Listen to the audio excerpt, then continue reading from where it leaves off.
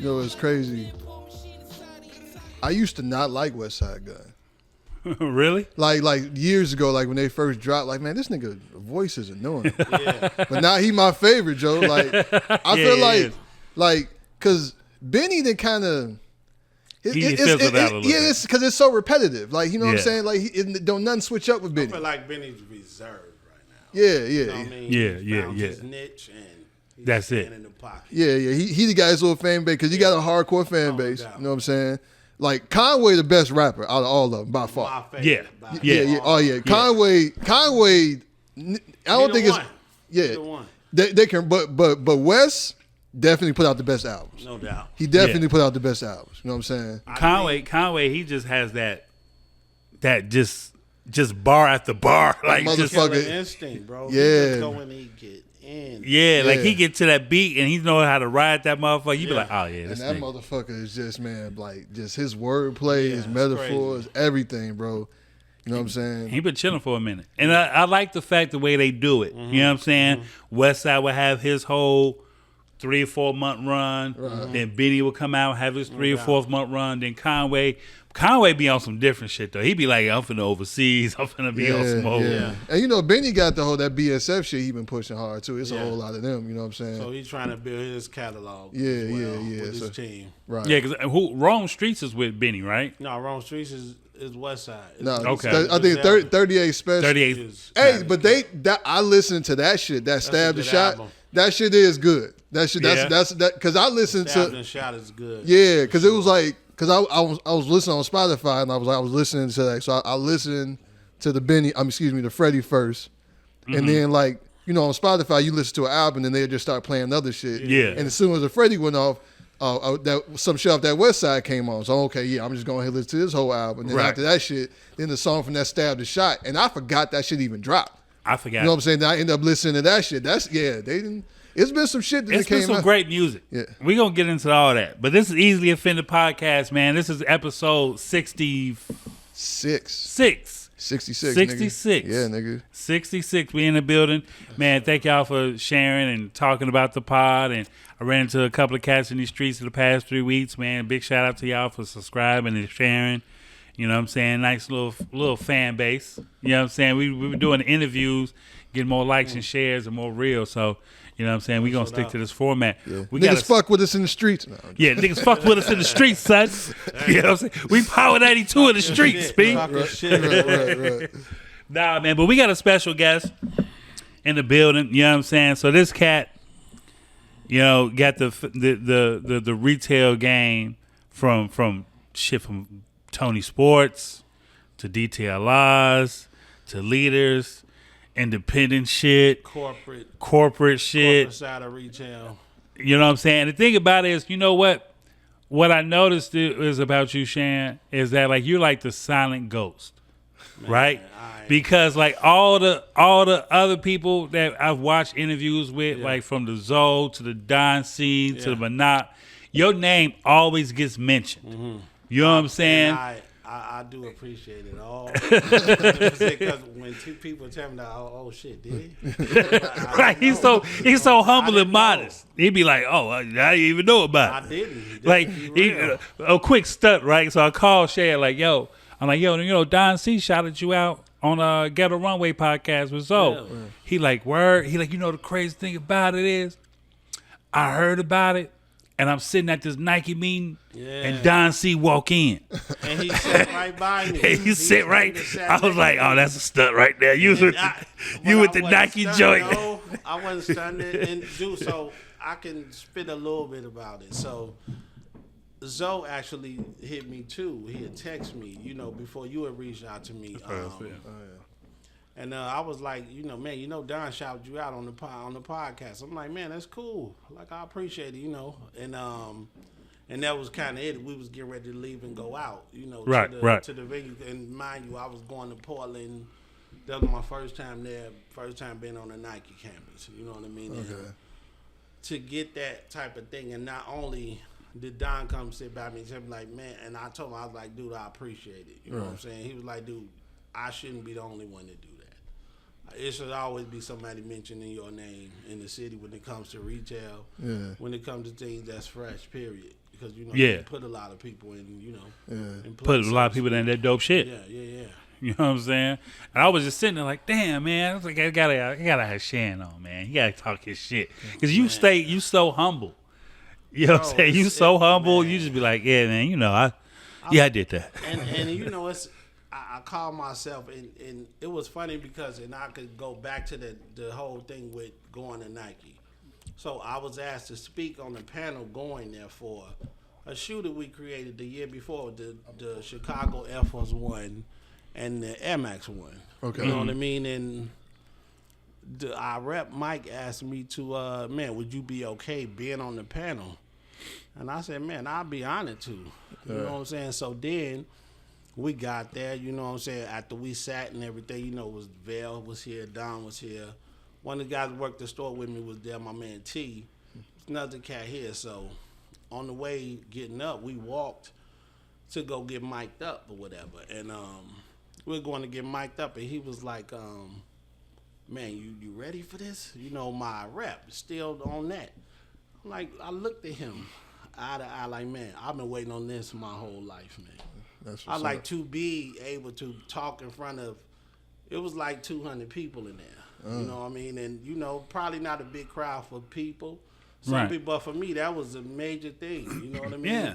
And, just to get up there to be able to implement what I've done over the years, too, I had to throw like a 30-second piece of myself. Right. With the building of the shoe and everything, man.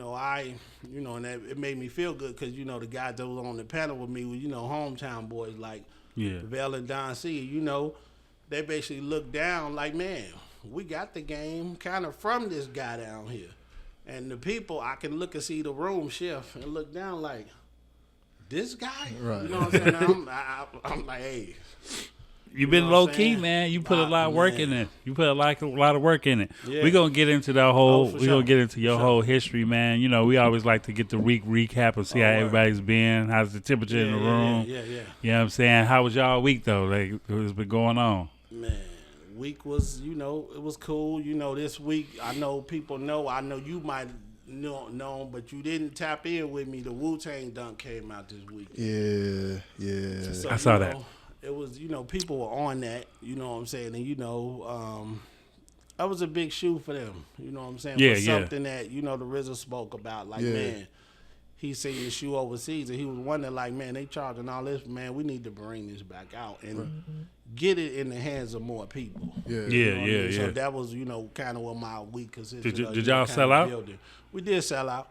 Yeah, we definitely sold out, man, but, I totally forgot. Like, I seen it. I kept seeing it. And I didn't even think it was dropping in Chicago. I'm like, man, that shit could probably go be just in New York and shit. Yeah. That shit dropped everywhere. And it dropped everywhere. So I was like, I think Vail hit me and was like, we raffling off the shoot. Yeah. Because of the response was so big. True indeed. You know what I'm saying? Vail was like, we did. Yeah, he like, the response is so big and we don't want to create, any type of negative energy.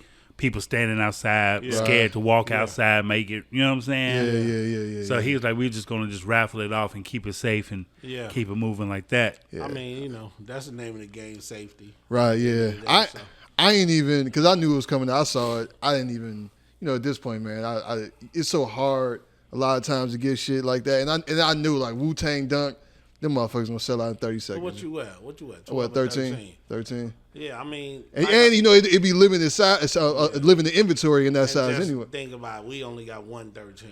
I ain't even get them for myself. Right. The big of a fan of Wu-Tang that I am, and I kind of passed on it too. Yeah. I mean, I got the low top, so it ain't the Wu-Tang shoe, but it's the same colorway. Same colorway. So I was like, you gonna paint the W on there? Yeah, just find somebody paint the W on there. Right. They be like. Customize. They were like, they came out with a low top. Nah, G, this one-on-one. Yeah. Exactly. It's one-on-one. The RZA gave these to me personally. You know what I'm saying, son? I got it from them. We go Park Hill, B. I'm waiting on them. I'm a foam head, man. Yeah. So them copper joints come out December 5th.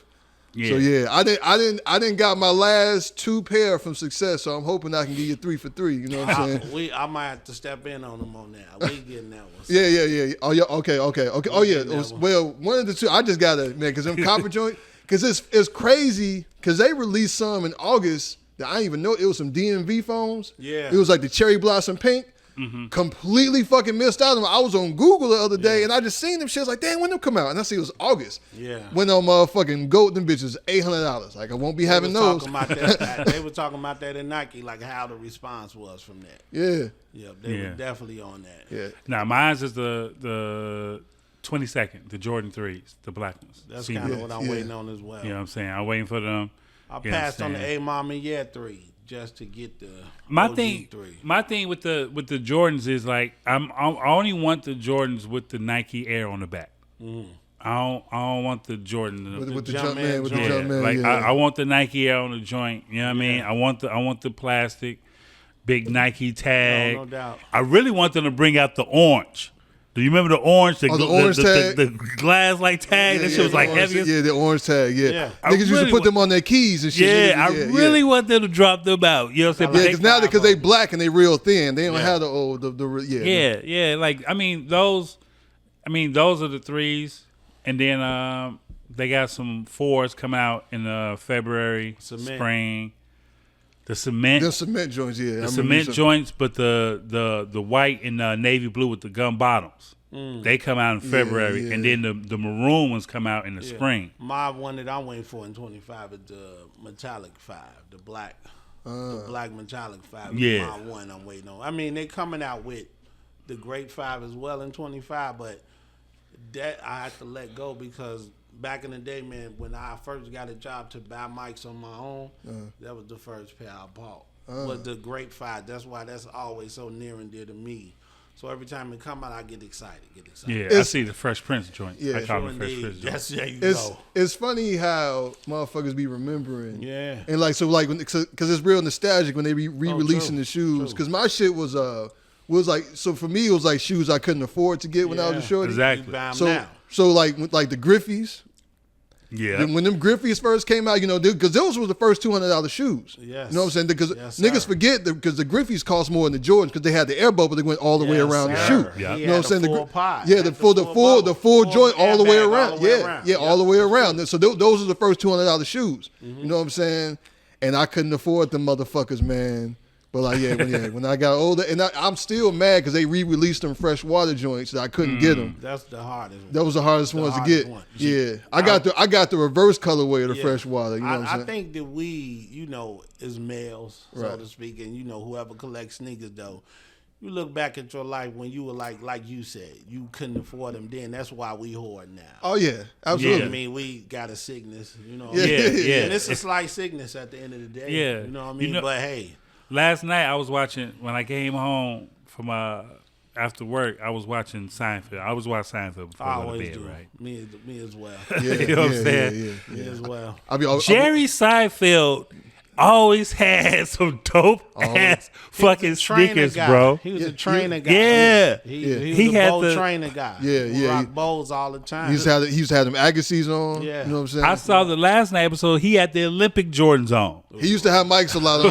He used to have a lot of mics on too. He did. I was like, damn, niggas knew Jerry Seinfeld was staying because he would always have like a little button-down shirt tucked in and jeans and some shit. You know what I'm saying? He had some fresh ass shoes, and you like, kick game. You know what I'm saying? Like, Jerry was about that life. He was. How was your week, Rell? Man, my week was good, man. You know what I'm saying? Pretty chill. I mean, Tuesday was kind of crazy. You know what I'm saying? Yeah, as everyone. Yeah, but that was how it was for everybody. Look, I came home. I went to sleep. My girl was like, are you gonna be home enough to watch the election? I'm like, I don't even want to watch that shit. Yeah. I don't even want to pay attention to it. I just want to wake up to the madness. Yeah. So it was crazy because like I picked my kid up from school. Mm-hmm. She got finished like right around 7. I picked her up from school, and I just went on Google and looked at how it was going so far, and I was like, that don't look good. You know what I'm saying? And you put your phone away quick. Nah. I went to the crib. I turned on football was on. I was watching college football. Yeah. And I watched Sports Center, and I went to sleep. Yeah. You know what I'm saying? I woke up in the morning. It was just like I was hoping for the best, but it was just like you kind of knew. You know what I'm saying? Like you saw the way it was going. Yeah. You know what I mean? So I stayed away from it. I just woke up to it and like, okay. Right. It's a new day. I had to stay away from social media for a minute. Like I peeked in for a little bit. I posted a little something. Social media was going up, though. I mean, my God. It's just, and motherfuckers is like, I don't know, some motherfuckers acting like they lost the election personally, and some motherfuckers acting like they won the election personally. Yeah. You know what I'm saying? I mean, I go straight off me coming out of, I was coming out the gas station on Roosevelt and Wabash. Mm-hmm. White guy walked past me with pep and glee, like, hey, good morning. I'm like, yeah, motherfucker. I gave him the smirk of all smirks. Hey, but you know that's how we felt when Obama was here. We was,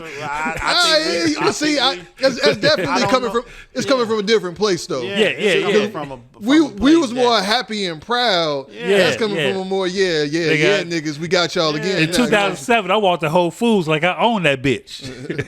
Yeah, nigga. Right. Yeah, I'm in here. Yeah, man, I'm like, I just think you know, with the whole election thing, man, I personally, you know, it was kind of wishy-washy on both parties to me, to be totally honest. Absolutely. But I think that at the end of the day, I did want to see it. I wanted to see what she can do.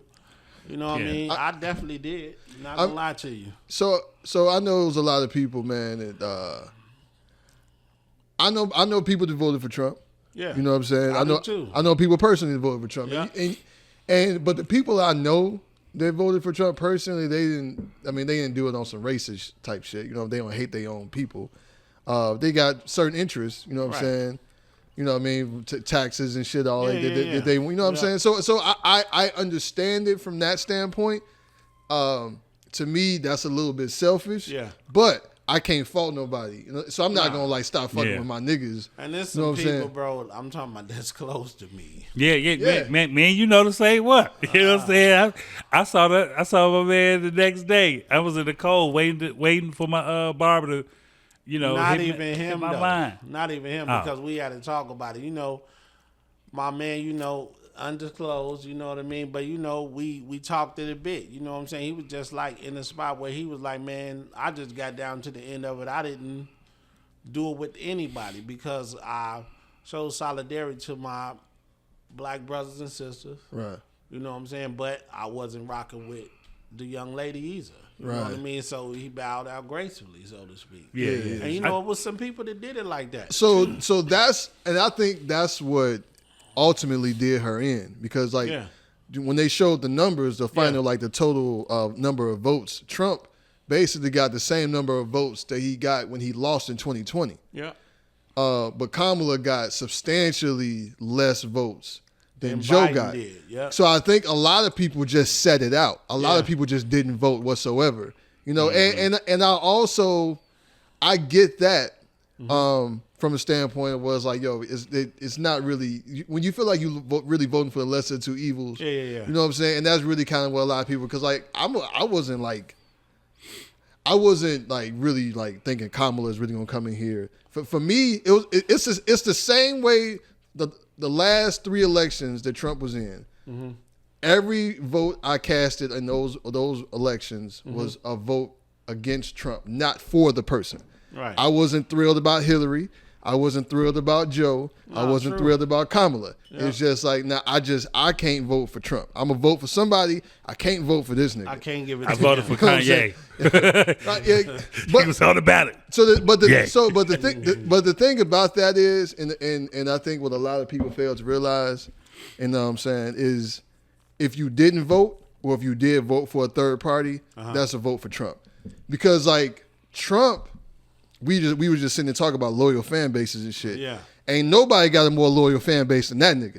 You know what I'm saying? Like Trump supporters are second to none. They don't give a fuck what happens with him. They don't give a fuck what he say. They don't give a fuck what he does.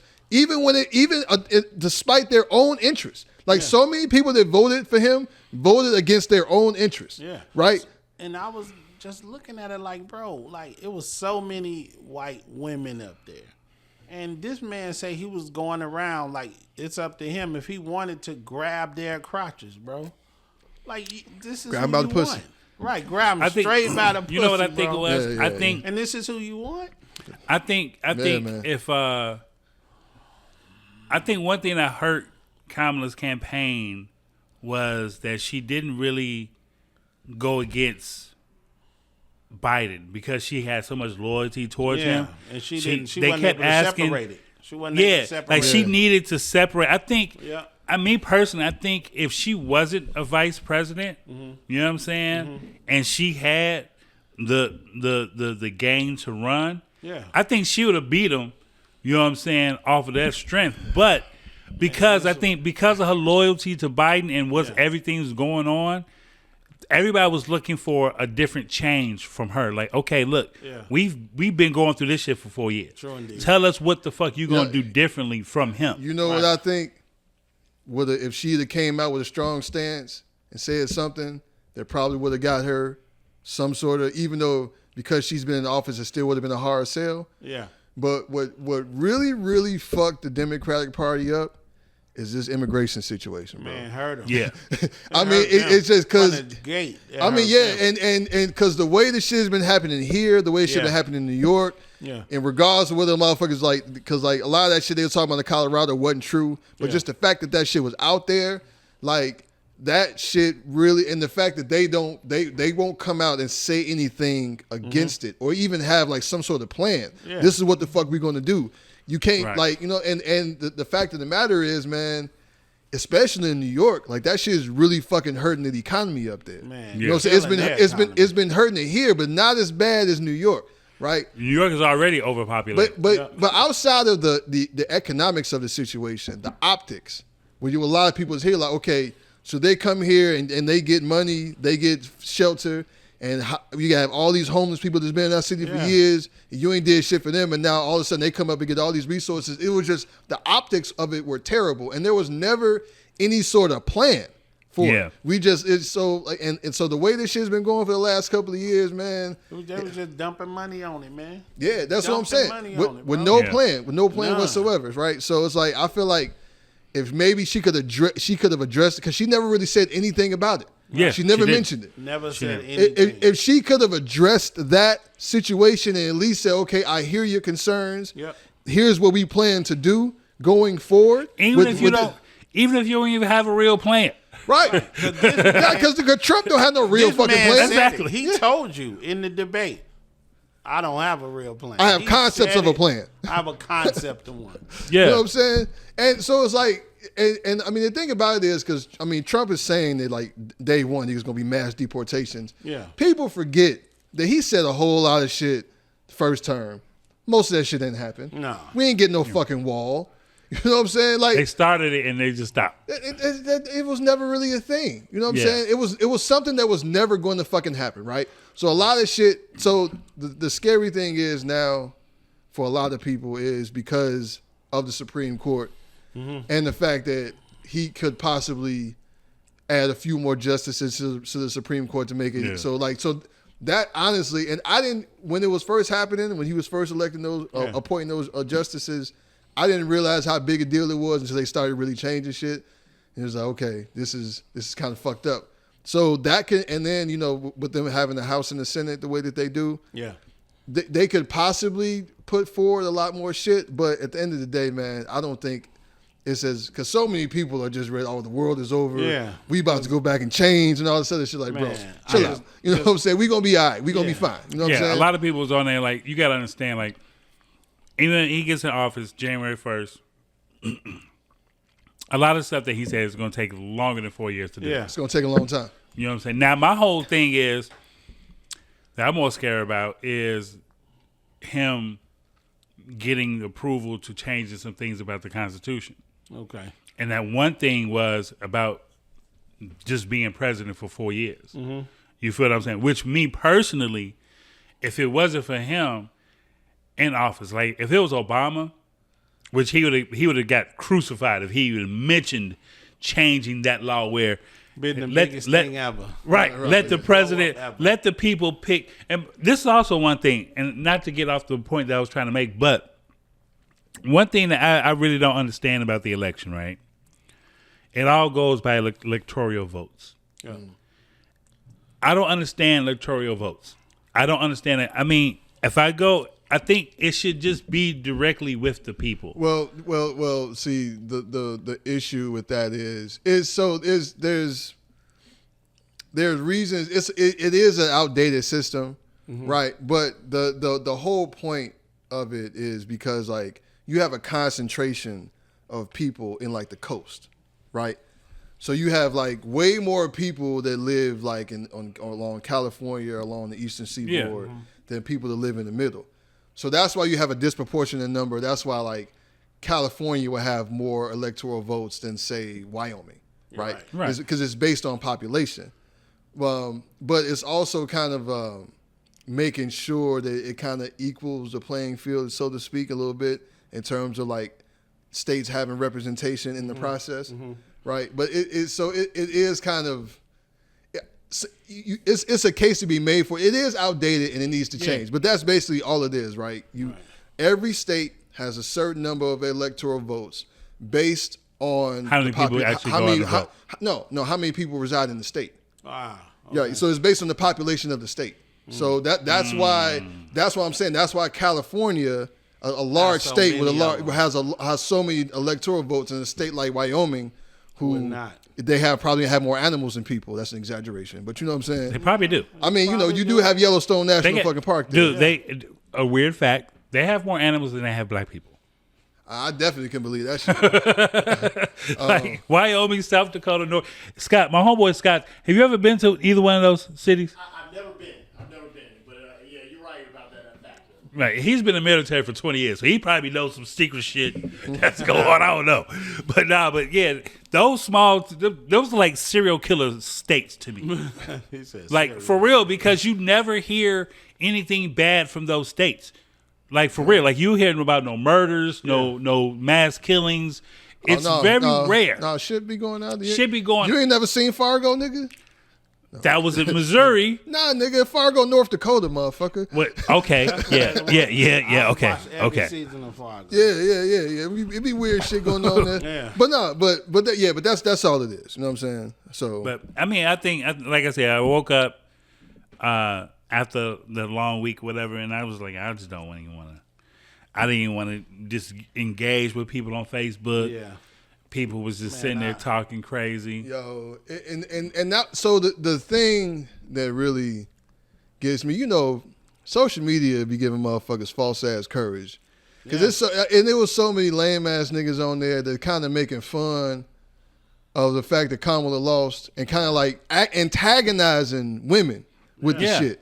And I was just like, bro, like, okay, you vote for who you vote for, that's cool. But bro, like that's some real bitch made shit. You know what I'm saying? For y'all to be doing, because you know how people feel about it. Yeah. You know what I'm saying? You know people are sensitive about this shit. Some people are legit worried. Yeah. You know what I'm saying? Like I had to my shorty, she's 16. Kids are teenagers, they emotional as fuck anyway. But she cried that morning. I had to calm her down like, Joe, it's gonna be fine. Yeah. You're gonna be good. You know what I'm saying? But like, people were sensitive about this shit, and some motherfuckers were just really on there trying to antagonize and that just I had a thing, man, with my daughters, my two daughters. I got a daughter 29, one is 16. Text me the night before and asked me who I voted for. And I just stop and think to myself, I'm like, well, think about what you're asking me. Right. And think about the guy who you're saying that you think I voted for.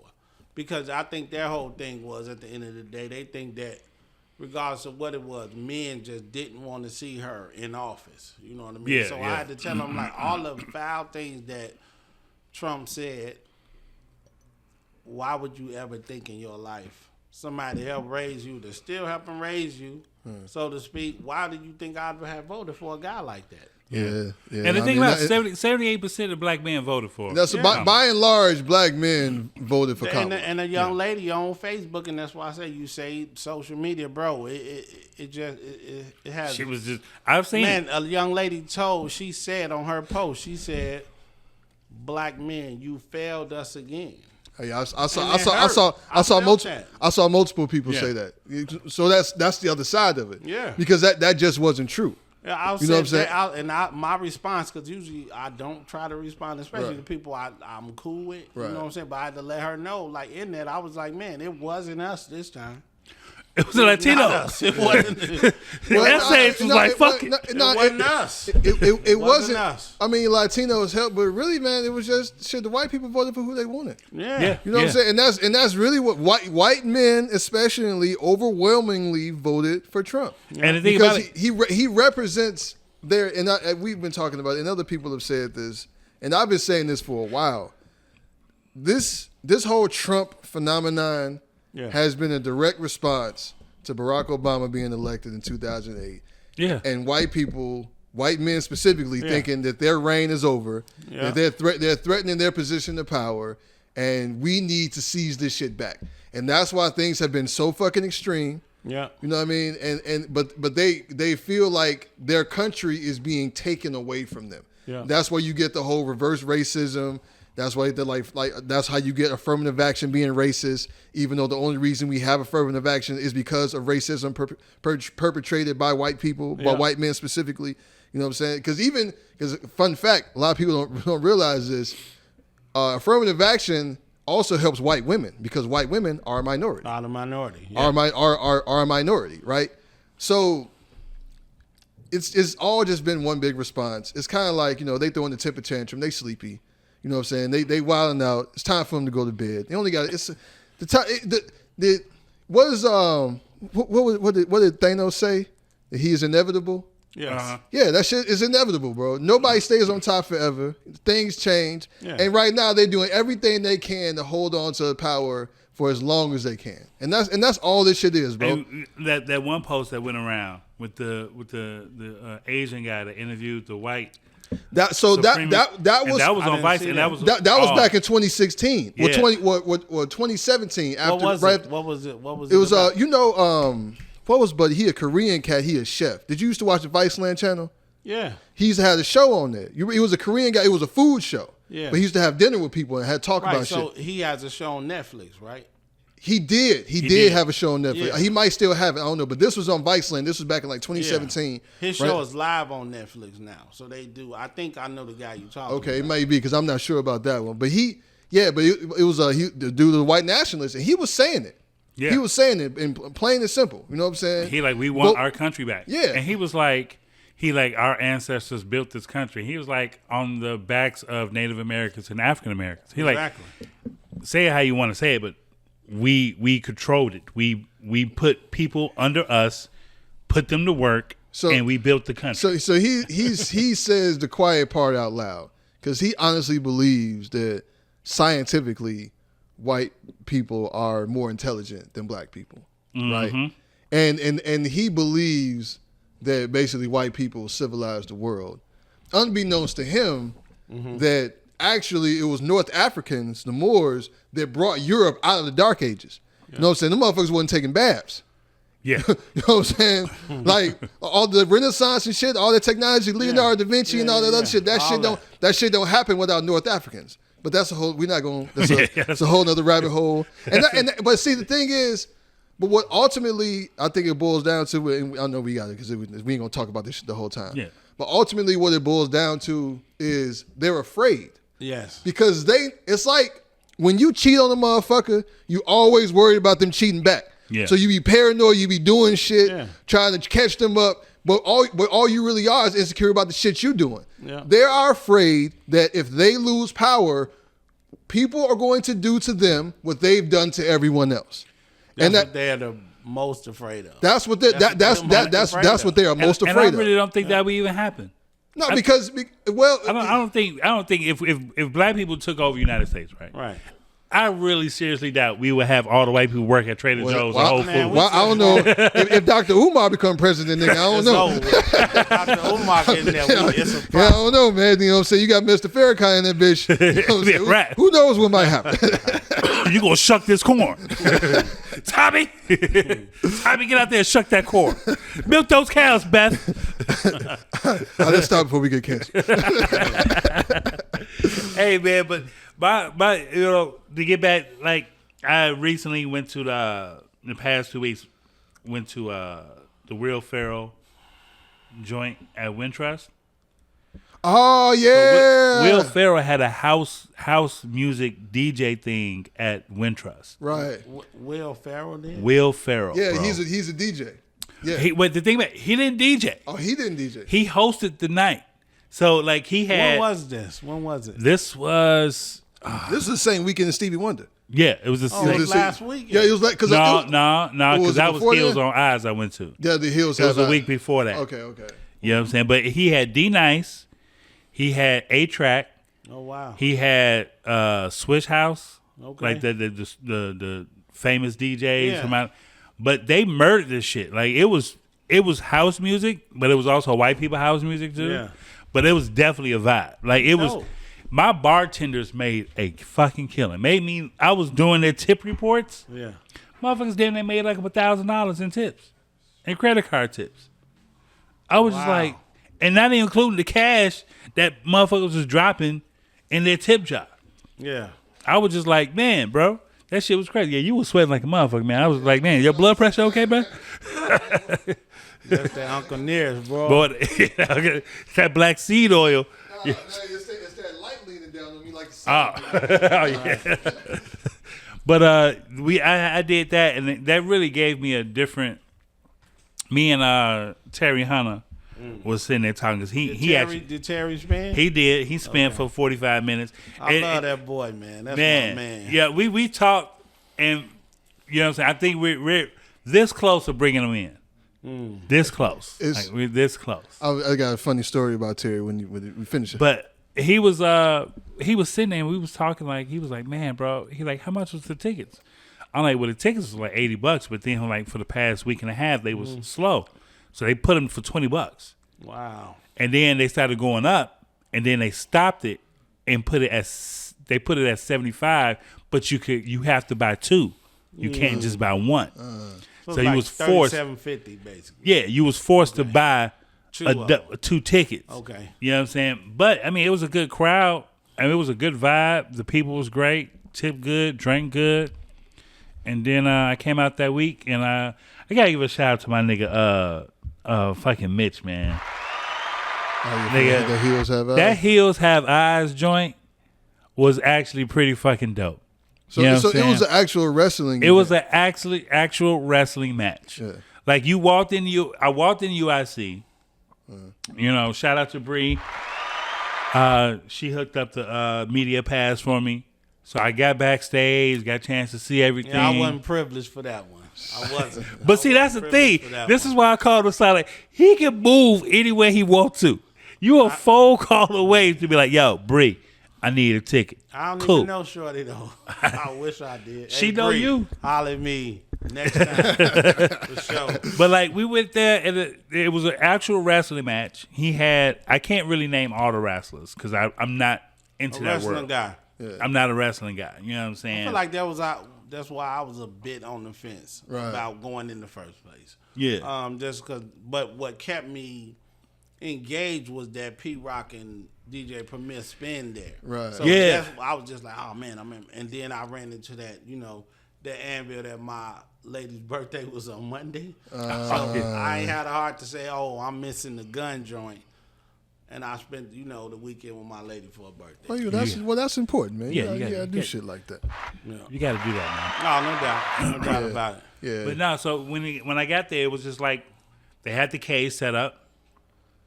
They had Static Selector DJing. It looked cool though. I ain't gonna lie. You know what I'm It was saying? damn cool. Yeah. Hella weed blazing that bitch. Yeah. You know what I'm saying? No kids Yeah. in there. It was all grown. Yeah. The front row seats had the Heels on Eyes, and you could take them home. If you had a ticket, you could take the souvenir home with you. Oh wow. Merch line was crazy. Of Yeah. course. And I heard they had one person working at the merch line. Like, man, what was wrong with you, Gun? Gee, You needed four people there, son. Shit. Four. Especially for West Side merch. Right. Yeah, I'm like, because they man, could. do you know this Chicago, bro? Yeah. Dude, 75% of everybody in there had some type of Griselda No merch doubt on. about it. Because, they're going to bring out their best of the best. Yeah, You know, because they get so much money off of merch. he sell a lot of merch here in Chicago, period, though. Yeah. You be looking like, man, people that you didn't think was up on him, Right. they rock with him. Yeah. You know Yeah, what I mean? yeah. Like it was, and the thing about it, the crazy about it was more Latinos and white people than anything in the building. Makes sense. Like, you know what I'm saying? And the Griselda smoked out in there. So Rome Streets kicked off the show. Right. He came out and performed like 3 songs. And then the wrestling matches happened. What blew me was, out of nowhere, Smoke DZA gets in the steel cage match. Cage? He just opens the door. No one expected Smoke DZA out of anybody. Smoke I'm DZA looking big like boy too, though. Yeah. I'm looking like big boy too. who is that? Smoke DZA? Wow. Dude comes in, the wrestler looking at him like telling the referee like, get him out of here. Smoke DZA. That's crazy. Picks dude up, throws him into the 6x30 table, breaks the table, turns around, does it. I'm like, yo, what is going on? Exactly. This nigga Smoke DZA then threw dude through the table. Hey, you know what's crazy is we just the hardcore fan thing is a theme now, right? Yeah. Wrestling fans are hard fucking core. And it never leaves them. They you know what I'm saying? From city to city. Yeah, and like if, I'm talking about motherfuckers that they fans from when they're kids to when they adults. It never goes away. Motherfuckers be hardcore with that wrestling shit. Hardcore. I mean, and West Side is a perfect example. You know what I'm saying? And he sat ringside. Yeah. He sat ringside through the whole match. You know what I'm saying? Who, DZA? No, West Side. Oh, West Side. So, come to find out, West Side and Smoke DZA, from what I've seen, they partners with this. Oh, nice. Because they was on the Rosenberg show and they was talking about it. He like, no, we're like partners with this Fourth Rope Productions, whatever. But that ended. I had to leave because my lady was at the Stevie Wonder joint. So I had to go pick her up. And then I went to the after party at Promontory, and I think Rome Streets, Davies came. Did anybody perform there? Westside, he didn't perform. Yeah. He played the new album. Okay. You know what I'm saying? Like a listening party. Yeah. And he, dope. he hit a couple of bars and shit like that, smoked in the crowd, whatever. It was a nice event, but it was just, it was crazy to see like Stove God was there. Right. You know what I'm saying? I was just looking at the pictures that people were posting. They were like walking around like it was, they loved everyone. Bro, they was let everybody get busy on the picker too. Yeah, Dave East, shout out to Dave East. He was walking through the crowd, dapping people up, shaking hands. Smoke DZA the same, Westside the same, Stove God. Yeah. I didn't even know Stove God was standing next to me. Man, I lived vicariously through everybody that was on there live, and I was like, damn, I was here. Yeah. You know what I mean? And it looked like people had a ball. Yeah, it was a good time. So I told Mitch, like, man, like they're gonna do another one in Art Basel. That's in Florida? Florida? December, right? Yeah, I think so. Yeah, December. I think it's December 5th or something. Yeah. So I ain't never been down there. I might. Man, that's been on my bucket list too. Is Art Basel. Yeah, I might have to. Definitely has been on. I got some points. I might do. Yeah, you traveling. You got some. I got some points and shit, man. I might have to. No, please continue. But it was dope for that. And then last night. You know what I'm saying? Black Excellence, Chicago Urban League. You know what I'm saying? If anybody knows, Chicago Urban League has been around for 103 years. Wow. 63 years they've been doing this fellowship dinner. Last night they had Fantasia. It was beautiful, man.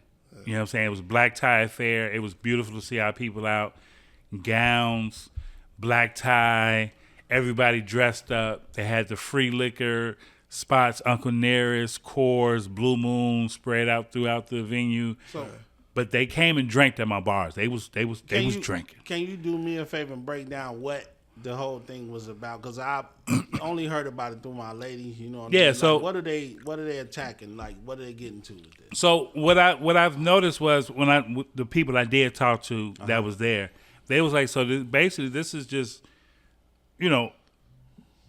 I want to say the black Chicago elite. Okay. You know what I'm saying? Business owners, doctors, lawyers, all your type. But they all invest in the Chicago Urban League that produces like a lot of classes for the younger people. Cool. Like if you want to get into real estate, if you want to get into business financing, computer science, they set up these programs for these kids to go to and thrive. So a lot of the people there were like young in their 30s that was already into the Urban League, and they're going to take the reins up of the older people that's been around for whatever. So it's just a beautiful sea of black people that just support black business. Yeah. You know what I'm saying? Right. It's So dope. it was Very real dope. I seen a lot of pics though. The pics looked amazing. Yeah, it was. I seen the young lady from Pookie Crack Cakes there though. Yeah. She had that long train on. My lady was checking her dress out. I was like, man, that's a lot Wait, of she had the dress. silver joint on? Nah, she had a pink joint on.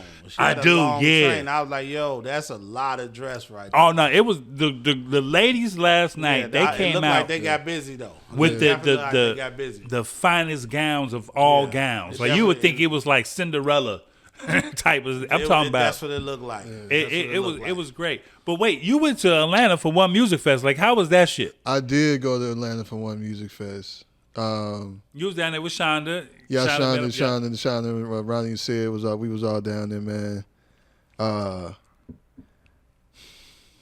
Uh-oh. That long side. Right. You know, but you know what some shit was. So when you do that. so I still had a good time. Okay. I'll just say that. You know, we all older niggas, right? Word of life. Yeah, you know what I'm saying? So a music festival, walking around all day, being able to have a place to sit down. It's a blessing. Yes. Anywhere you go, over Right. 50, over 53, 52. Hey, man, I'm 53. Unless you Shit, running, I'm 42, nigga, and I still need to sit down. You know what I'm you know what saying? I'm saying? Unless you're doing 103 flights like my man Scott over here. He did the 103 flights of stairs. Scotty He'll- Scott, you a different Yeah, breed, bro. Yeah, You man. a You different show his breed, Instagram. This nigga got a this nigga got a 12 pack. I ain't never seen a nigga with a 12 pack. Hey, I need a regiment from Right, you. this motherfucker look like G.I. Joe over there. and Right. shit. It's like the ultimate hero. I need a home remedy from you, my boy. Nah, man. So you know we normally paid for the VIP package. Yeah. Because in the VIP area is supposed to be a plethora of seating. So last year we was down there. It was wonderful. You know what I'm saying? Like Janet Jackson was there, and you know, but it was seating anywhere you wanted in the VIP areas. Right? It was a clear difference between the VIP experience and the general admission experience. Wasn't the case this year. Okay. You know what I'm saying? Wow. We were struggling to find places to sit down, and it really fucking annoyed me. You know what I mean? And the lineup just wasn't as great. Got to see Earth, Wind, and Fire. Okay. They closed on one of the stages the first night. You know, and it's only 3 of them niggas are still alive. You know what I'm saying? Because Verdine's still alive. My man with the smile. The smile of all smiles. Yeah, Verdine. yeah. You know what I'm saying? He's still alive, still killing the bass. Yeah. Philip Bailey's still alive, Dope. and I always forget my man, the drummer. But he was drumming and vocals. He just be on vocals now. He don't drum now. Okay. But those are because they had a whole where they introduced the band and like the last surviving members of Earth, Wind, and Fire. Right. So he was kind of almost listening to an Earth, Wind, and Fire cover band. But you know what I'm saying. But it's still some of them was there. So but it was still cool. They didn't do Fantasy. I was a little disappointed by that. That's my favorite. Oh, they didn't do Fantasy? They didn't do Fantasy. Oh, yeah. I'd have to Earl Lackett one of them niggas, G. Man. Get back on that stage. You know what I'm Look, saying? like, get back up there, man. You got to do that You fantasy missed shit. something. Right. And Get back up there. And there's normally some people that I see that I've never seen before because I saw Big X the Plug. I saw him perform. Okay. And for a big nigga, he's surprisingly mobile. Okay. Yeah, you know, you used to like niggas that big Uh-huh. because you know you see niggas like Big Pun perform. They gotta sit down, they gotta take breaks and shit. I seen that at what was that? I think you might have been there. What? We were at House of Blues. Were you there? When Survival Big of Pun the was there? Illest Tour, yeah. Survival of the Illest Yeah. Big Pun had to sit Pun down. took his whole show, sitting down with his tank right next to him. Yeah. Man. Yeah. Damn. It was fucked up. You know, Took the show with his tank. I By went to a lot of concerts in my early 20s, and I can't remember most of them because I was very, very intoxicated. That's crazy. Nah, so I got to see a few people. I got to finally see Larry June live. Okay, how was I it? seen him there. Yeah. Larry June killed that shit. He was at the one. He was at the One Music I Fest. seen Yeah. him at House of Blues this year. Yeah. I missed the show at House of Blues. Yeah. So I was able to see him at. So that was cool. He killed that shit. Mm. Like Little Brother was there. So it was people. How was the Little Brother performance? It was cool. They was on the thing. They was on so early, so we had to get there super early to catch them because they got on at like 1 o'clock.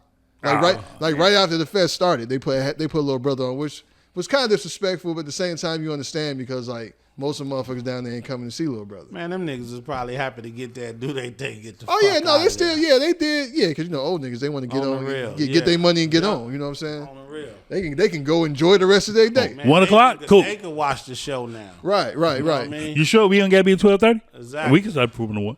No, so it was just so the lineup wasn't as great, and I obviously knew that coming in. Mm-hmm. But also the experience just wasn't as good Okay. as it normally is, you know. And it wasn't just me. It wasn't just us. Like I seen a bunch of people down there. You know what I'm saying? We was all kind of saying the same thing. Like the only real benefit with the VIP was you didn't have to use porta potties. They had better bathrooms, which is important. But that was only. But and also you got unlimited bottle of water. Ah, You know what I'm saying? But other than that, it I was like that though.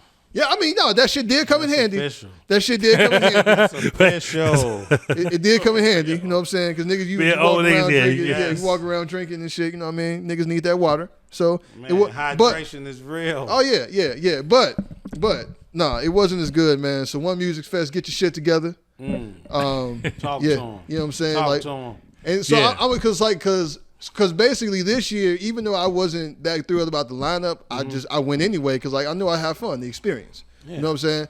But since my experience was fucked up, You know what I mean? was a little Yeah. different So I was about it. a get it. little disappointed, Yeah. but I still had a good time. You know, Yeah. I kicked it in Atlanta, obviously. You know what I'm saying? When I seen my first time we got here, we got a cousin down there. That nigga had us out till like 4 o'clock in the morning. Damn. You know what I'm saying? Yeah, and that's because and the thing is like so we was trying to kick with him the last night he was there. Yeah. This motherfucker called at like 4 a.m. talking about y'all ready. Like nigga, I've been asleep for hours. Hey, Scott, give me a bill. You know what I'm saying? Like, yeah, you know what I'm saying? So it's like, bro, like, yeah. So but it was still a good time. But One Music Fest, man, get your shit together. Right. I'm definitely gonna have to see. I'm gonna have to really fuck with the lineup if I'm gonna go next year. I'm not. I think for the next guys trip, we do a guys trip. We were trying to do a guys trip every year.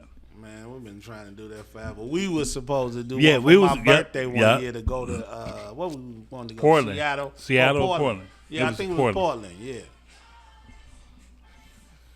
nigga, that is not your ringtone. Nigga, What? that is not your ringtone. What? Wait, what ringtone was it? What song was that? What was that? Some motherfucking your lips on my skin. What the fuck was that? What song is that? Yeah, I know that song. I know it too. Right. Is that your ringtone, my nigga? I thought we were Oh, how did that just start coming on in your phone? on Instagram. Okay, it was an Instagram. Okay. I was gonna say Scott was. No, to say, Sure. who you said that ringtone more for? years. Scott finna be gone for 15 more years. That's hilarious. Oh man. No, but yeah, but one last thing before we move on. Yeah. The only reason I didn't come to the Hills Have Eyes is because I was at Stevie Wonder. Yeah, And my girl said that shit was amazing. Bro, I was It- just gonna ask you, how was it? I had, man, because it was like, bro, and because I really wanted to go to that shit. Yeah. But it was just like, bro, I ain't never seen Stevie. And this is I bucket. think This you made the right choice. Oh yeah, this is I definitely think you made the bucket right list choice. shit. You know what I'm Yeah, saying? yeah. I have another chance to see that shit. Yeah. Yeah. I may not have another chance to see Stevie, Stevie, bro. no. You know what I'm saying? And that motherfucker, he was on stage for 3 hours, bro. I mean, he took a little intermission in between. He changed outfits and shit. I'm talking about an impeccable catalog. Bro. Yeah, I'm talking about 100%. and so many songs he could have done that he didn't do, and he was on stage for 3 hours, bro. And Unbelievable. when I'm talking about the nigga voice, wasn't nobody singing back up, because I've seen a lot of legends that's still out here touring, and they be needing they backup singers to backup. kind of carry them a little bit. Not Stevie. Stevie was there for the gusto. Man, Stevie out there still singing and playing his ass off, I heard man. he was telling jokes and everything. Oh yeah, nigga, it was crazy. Cause I heard he say, "I see y'all out there." Right. No, it was funny because we was walking. He didn't say that. We was walking in. We was walking in, Yes. and Yes. because we was in because shout out to one of the homies, man. I was able to get a sweet ticket. I was able to luck up on the ticket. It wasn't even like, you know what I'm saying. I was real fortunate. That's what's up. But so we walking in, and one security lady like, yeah, Stevie finna see a real nice crowd tonight. And I'm like, Stevie ain't finna see shit. He finna hear us. You know what I'm saying? Stevie ain't finna see nothing this motherfucker. He finna feel the energy. Right. But yeah, man, Right, but it was feel it. yeah, bro. But it was, man. I'm talking about, bro. Like that's definitely like one of them. I could scratch out the list, nigga. Because there's so many people that I like bullshit on seeing, and because I will never forgive myself. I had multiple chances to see Prince before he died, and I didn't take it because nobody knew Prince was about to die. Because he did a few shows, and there was a couple of times where like, man, I could have seen Prince, and I didn't do it, and I never fucking saw Prince live. And after that, and then I don't know if you remember this shit. I had never seen Mobb Deep live, and remember I was trying to get to that show. They was at the promontory, and I was trying to get in. I couldn't fucking get. I seen that one. I tried everything because It was a fucking blizzard, bro. Yeah. So I'll tell you, like back then, crazy story about the Mobb Deep thing. They were at the spot, and I don't know if y'all remember, a spot called Alcatraz. Do y'all remember? Yeah, I remember Alcatraz. So Alcatraz back in the day, Mobb Deep was gonna be there, and this was like 90, maybe 93, 94, maybe. Yeah, this is when the Infamous is out. Right, exactly. Yeah. Dude, it was supposed to be a show at Alcatraz. We was all hyped. We was coming from Tony's Sports. I was at Tony's, by the way, back then. Yeah. Man, went to the show. The show got shut down because niggas got in the fighting. Yeah, Niggas got to fighting, and nobody seen Mobb Deep that night. But that was I'm Made pretty me so sure. upset. I'm pretty sure Rob was because I was too young to go out there because in '93 I was 11 years old. Yeah. You know what I'm saying? I was 13, probably at his crib. Yeah, but I did see them in Vegas later though. One time, I seen them in Vegas later on. I saw Mobb Deep at it was like a liquor sponsor type show. I met Mobb Deep in person, but I did too. I met him in person. But as well. I had never been to a Mobb Deep show, and Mobb Deep one of my top five. 100%. Top five, and so when that nigga died, I never got a chance to see him. November 2nd, bro. I played his music all day in the store, all day. Yeah, man. And so now, like, bro, if I get a chance to see motherfuckers, there's somebody that I really fuck with, I'm going. I'm because you just never know. You never know. You never know when the last time gonna be the last time. No You know what I'm saying? So yeah, man, Stevie, man, it was worth every penny, man. It was funny. I was talking to my OG about that shit the next day, and I told him he was on stage for 3 hours. He was like, "Oh shit, that's short for Stevie." Damn. You know what I'm saying? She said back in the day, Stevie be on stage for like 5 hours. Whoa. So Stevie want to do every song he got. Oh, that's heavyweight. Yeah. He'll do every album. Yeah, you know what I'm That's saying? heavy. I'm gonna do my first 5 And albums. he kept, and the thing is, Stevie wasn't tired. He kept saying, "I know we gotta go. I know we gotta go," but he kept doing more songs and shit. I'll pay that bill. Stevie easily could have kept going for another hour or two, bro. Yeah. Easily. You know what I'm saying? Yeah. So Man, so Shout out Stevie Wonder. Shout out 190%. yeah, Stevie, man. we see you. We definitely see you. We see you, Stevie. You don't see us. We see you. But we see you. Hey man, so Big Shan, man. Yes, sir. You've been around in this retail game for a long time. Man, 91. 91. Tony Sports. 91 Tony That was the Sports, first Shannon one? in Irving Park. That was my first job. My first retail job.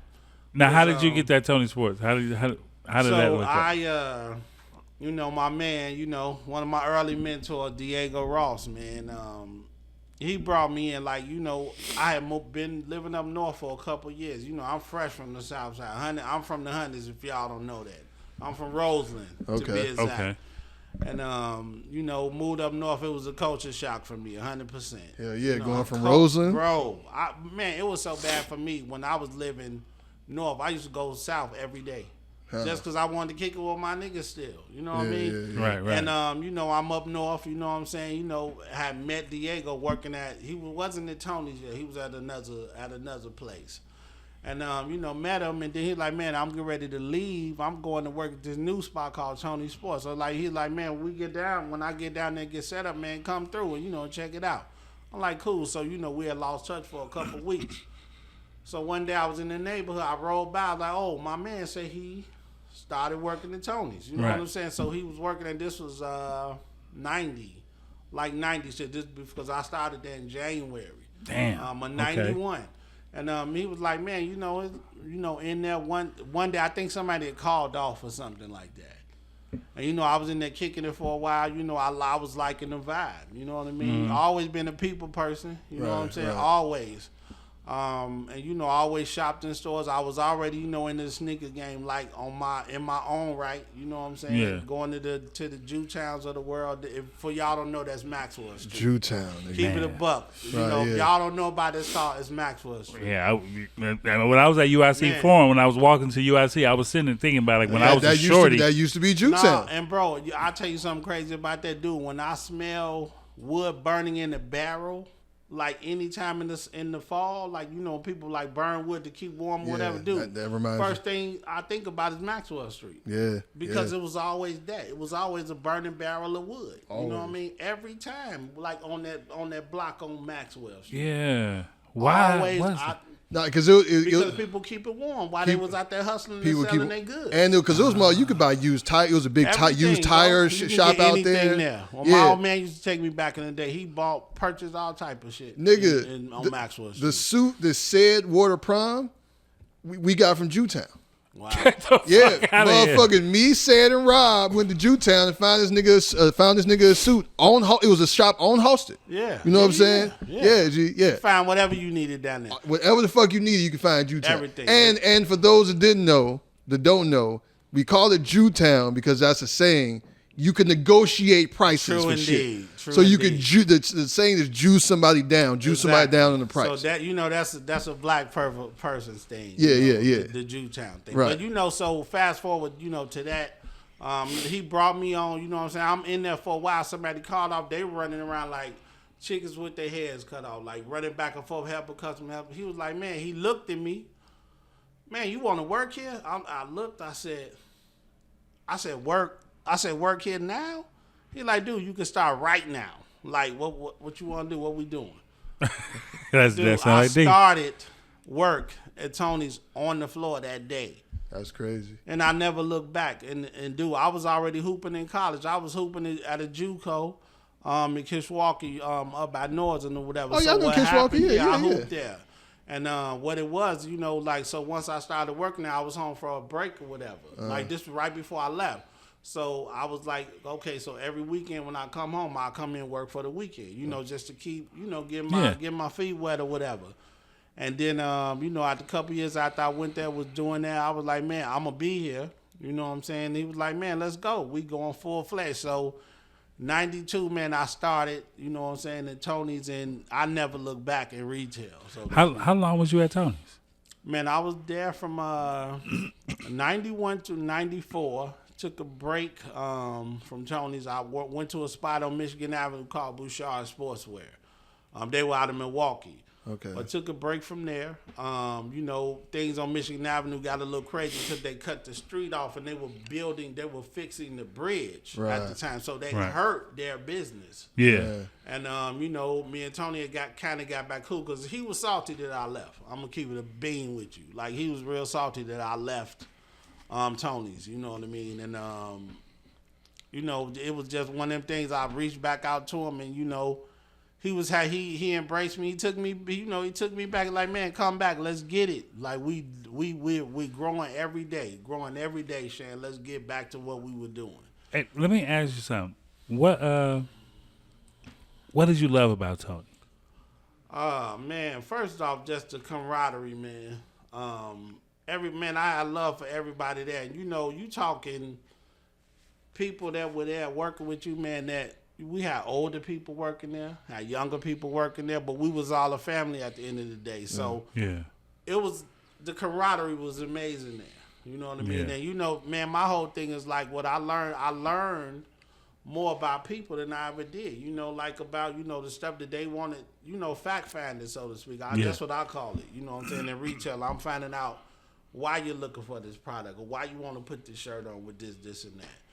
And you know, man, I just love I love the hustle. Like, to be honest with you, the hustle was crazy. Like, we get in there, man, we open at 11 a.m. We might be busy for 4 hours straight. Yeah, and I remember those And days. then the break will blow that. You know, you break, and, you know, one person to go get lunch or whatever, bring it back for everybody. Yep. Next 45 minutes is back to business. Like, you know, 3 more hours straight of straight tomfoolery, for God's sakes, man. Right. You know what I'm saying? Going hard as ever in the paint. I remember when a quick sidebar, when I worked at Tony's in Hyde Park, I met Tony because Corey R.I.P. my man 100%. Oh yeah, R.I.P. Tony Sports, man. Yeah. Like I literally have breakdown moments just thinking about Tony. But like I met him a week before, and when I worked at Hyde Park, I worked with Ramadan and Monty. Word. So I know the shenanigans because, nigga, we was on New Year, like Christmas Eve, Christmas, we would be drinking in the store. Like, nigga, we had a bar. Like, I'm making customers drink. I was doing the fool. That Tony's on 53rd. I never worked in that spot, but the stories I heard. Yeah, nigga. I didn't know shit about the other Tonys, but that Tony's on 53rd. But the buffoonery was, I remember one day, it was on Thanksgiving Day. We opened up for Thanksgiving Day. Mm-hmm. And I was dating my oldest son's mom, Ashley. And I was going to her grandmother's house for Thanksgiving dinner for the first time. Okay. And it's Thanksgiving Day. No, it was Christmas Day. It was Christmas Day because we opened up just for a few hours. Y'all might open for 4 hours. Yeah. It was like from 12 to 4. What it was we got that last shipment of all white ones in August. Yeah. And he like, don't sell them. We're going to bust them out on Christmas Day, and we're going to bust niggas' heads for a bill. Quick sidebar. Niggas don't know about that. When the ones used to stop in August and you sit on them shits like bricks and wait till December to pop them off, for real. Yep, because niggas want the all-white shoes in the winter. True indeed. Yeah. True but indeed.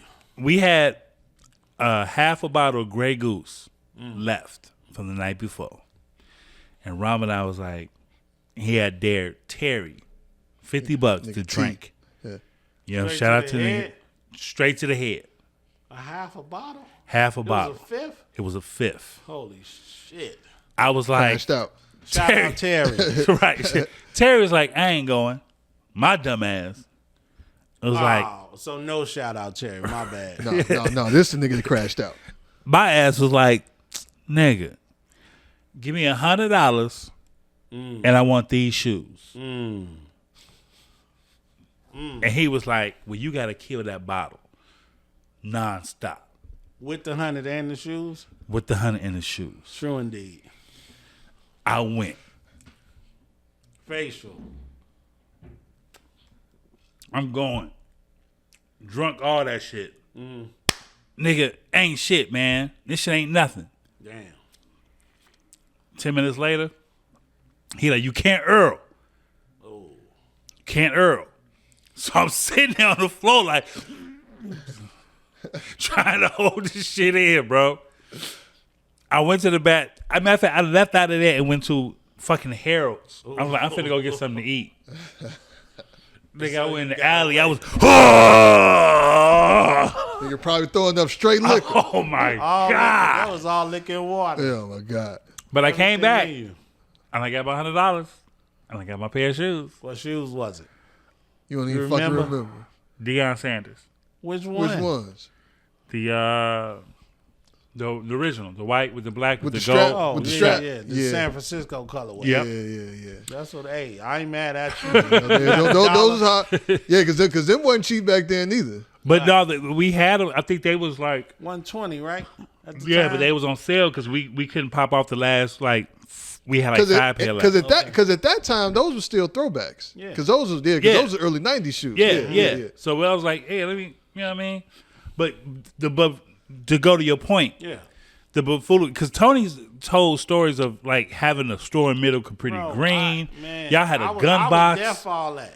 You know, I swear, I'm like, some of the things that happened there were like. Did you work at the Capri Green store too? No, I didn't, but I helped clean it out when they looted it. They looted it after the first Bulls championship, and we had to get everything out of there. And while we were doing that, getting the stuff out of there, they were shooting and sniping from the roof in Cabrini. Like anybody that was running in that store, they were sniping at anybody that was trying to get the stuff out of there, because they were trying to snipe so we can get away, so they could just keep continuing to take shit out of there. Right. You know what I mean?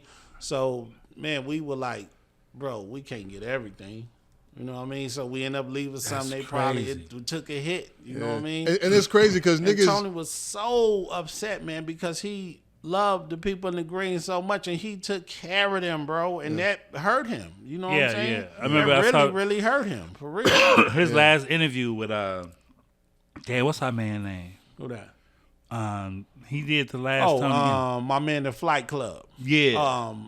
Flight School TV. Yep. He Shout did. out my man Face. Yep. Shout out my man Face, 100%. And he did, and he said that. Tony was like, yo, like, Cabrini Green, like, we had a gun box. Yeah. Because we was so popping.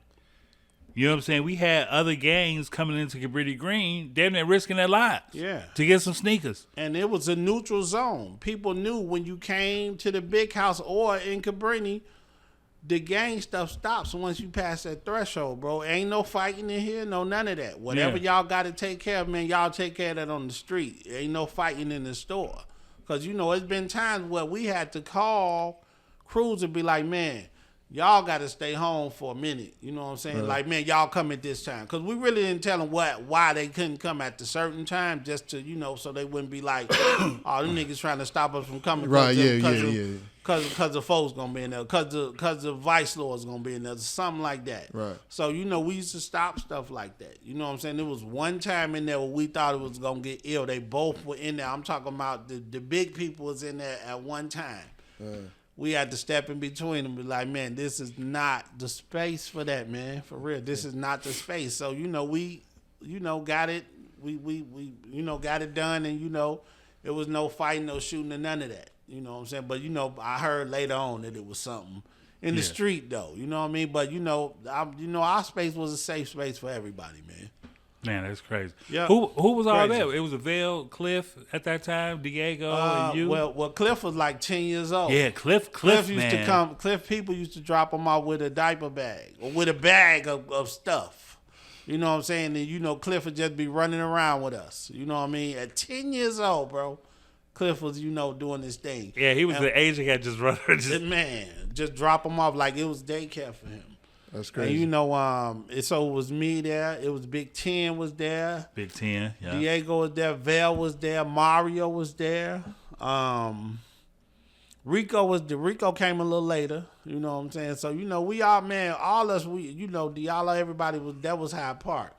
But, man, we all been cool for years, man. You know what I'm saying? Yeah, I know. And, you know, we still all my brothers. What was the wildest moment in Tony's? Other than that one incident. Getting up, going to work at on the Saturday when the folks picnic was, and we get to the job at 8 a.m. and we're taking care of 100 GDs from 4848 and Cabrini Green, and have up about 20 grand by 12 o'clock. So that's crazy. Yeah. And, you know, by the time, you know, there was that, you know, busloads of them going to the picnic. Right. You know what I'm saying? The GD picnic. You know what I mean? And, you know, we used to take care of everybody. Yeah. So that's the crazy. One of the craziest things that's happened every summer. Every summer, right before school started, they had that picnic, and everybody came to get fresh from us. And they still, I don't know if they still have that. No, I don't think so. But everybody got fresh over the years from us, though. That's what we put them in everything fresh, though. 100%. We had and at the time it was like airbrushing going on too. So you know how the airbrushing was, bro. They getting all the GD everything on the airbrush side. All the you know shit, what I mean? all the 7-fold. True indeed. Everything was there. You know, and there was some times I'm talking about, man, you had to not go out the night before. It was crazy like that because you knew you was finna run for hours. Damn, that's nice. And after they left, you know, from 12, at 12, we were probably dead for like the next 2.5 to 3 hours because everybody was going to the picnic. Right. You know what I mean? Yeah. That's crazy. Yeah. The gang culture back then. Like, I was way different. Oh, man. Unbelievable. I'm way different. Like, it was so different because, like, not to cut you off. No. I remember like I came into the Kato. Yeah. Like when Kato Shout out Kato people, you know what I'm saying? the Kato's twins my man. Yeah, like when they was running shit. And that was like that's crazy. And see, I met Kato later when I was at halftime on 79th and West, and I met him later. remember but that. we used to shut that store down just so Kato and his people could shop. We used to have to kick everybody out the store. Let Kato do his thing for damn near 2 hours, shop till he dropped, and then we let people back in the store. Yeah, Kato used to come like in Hyde Park. He used to come like 5-6 cars deep, all Latin Kings. Man, all Latin Kings, and bro. as soon as he walk in, Terry be like, lock the door. Yeah. Nobody come Can't in. nobody else come in because you just didn't want to chance it. You know what I mean? He like let them niggas People shop. following them or whatever. You didn't know what was going on, but we always felt like when they came to shop, and this is Kato, anybody who ever came, man, we wanted them always to feel comfortable, like they were safe where they were shopping at. You know what I mean? So we made that experience for them. You know, that great shopping experience for them at the end of the day. What you got?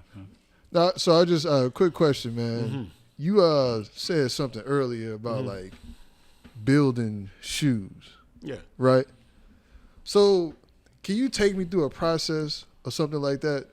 I mean, yeah, I've helped build, you know what I'm saying? And, I think the thing is, for one, you're looking at fabrics, Right. the rubbers, the different rubbers, the one, the things that go in the building is like, you take parts of the city, you know what I'm saying? You Right. think about your experiences in the city.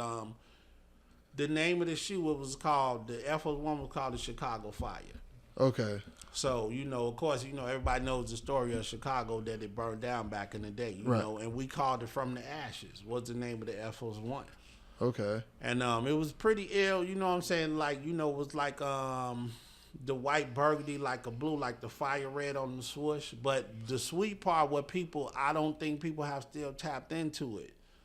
Dude, the toe box of that shoe, when it rubs off and peels off, it looks like wood grain under that toe box because that represents the wood burning from the shoe. You know what I mean? So that was a feature that I think Diego and Vel came up with that feature. Okay. You know what I mean? And That's crazy. man, I think when we talked about it when we were at Nike, about it, I think they really were happy about that pack. You know what I'm saying? Right. And the thing that we did that I had never done before, I'd never been a part of, was the sneakers app. I had the sneakers app on my phone. I still got it on my phone to this day, and I was telling the guy who created that app for us, for the store, where people were able to purchase the shoe and they come in and we had to check them off through the sneakers app. I thought that was the coolest shit in the world. Yeah. You know what I mean? It was real cool to me because I'm like, damn, I got the power in my hand, so to speak. Right. Nah, nigga, you ain't got that size, bro. Exactly. Hey, boy, this ain't you right here. Right. I'm looking like, no, that ain't you. You know what I mean? But no, it was really, really cool, man. You know what I mean? And I think, Nike, they're trying to find ways to still make Nike cool again in the city, man, because I feel like they're losing their luster amongst the youth, so to speak, man. So I want to talk about that, man. Okay. And it's a good segue because for the longest time, Nike kind of dominated urban streetwear, especially when it came to footwear. Bro, but now, crazy. like, you've seen the resurgence of like New Balances, Asics, like a lot of shit. So you know what I'm saying, and you see it. I'm sure you're on the front line of it. And honestly, being there, talking to Nike, they were so like I've never seen them at a vulnerable point. I'm talking about, you're talking about the one company that leads the world in sales, so to speak. You know what I'm saying? Right. Some of the greatest shoes ever made, retro shoes being in general, and up to the, technology up to 24. Never seen them vulnerable before. And the thing was, they're asking us, what can we do? They never said that to nobody. What can we do to help get us back? Right. So they turned to us, and, our thing was, before we left, man, it was no holds barred. Okay. So whatever you feel like we should be doing, let's try to implement that and make that a thing again. Because, dude, I'm not going to lie, I feel like Nike got way too comfortable, bro.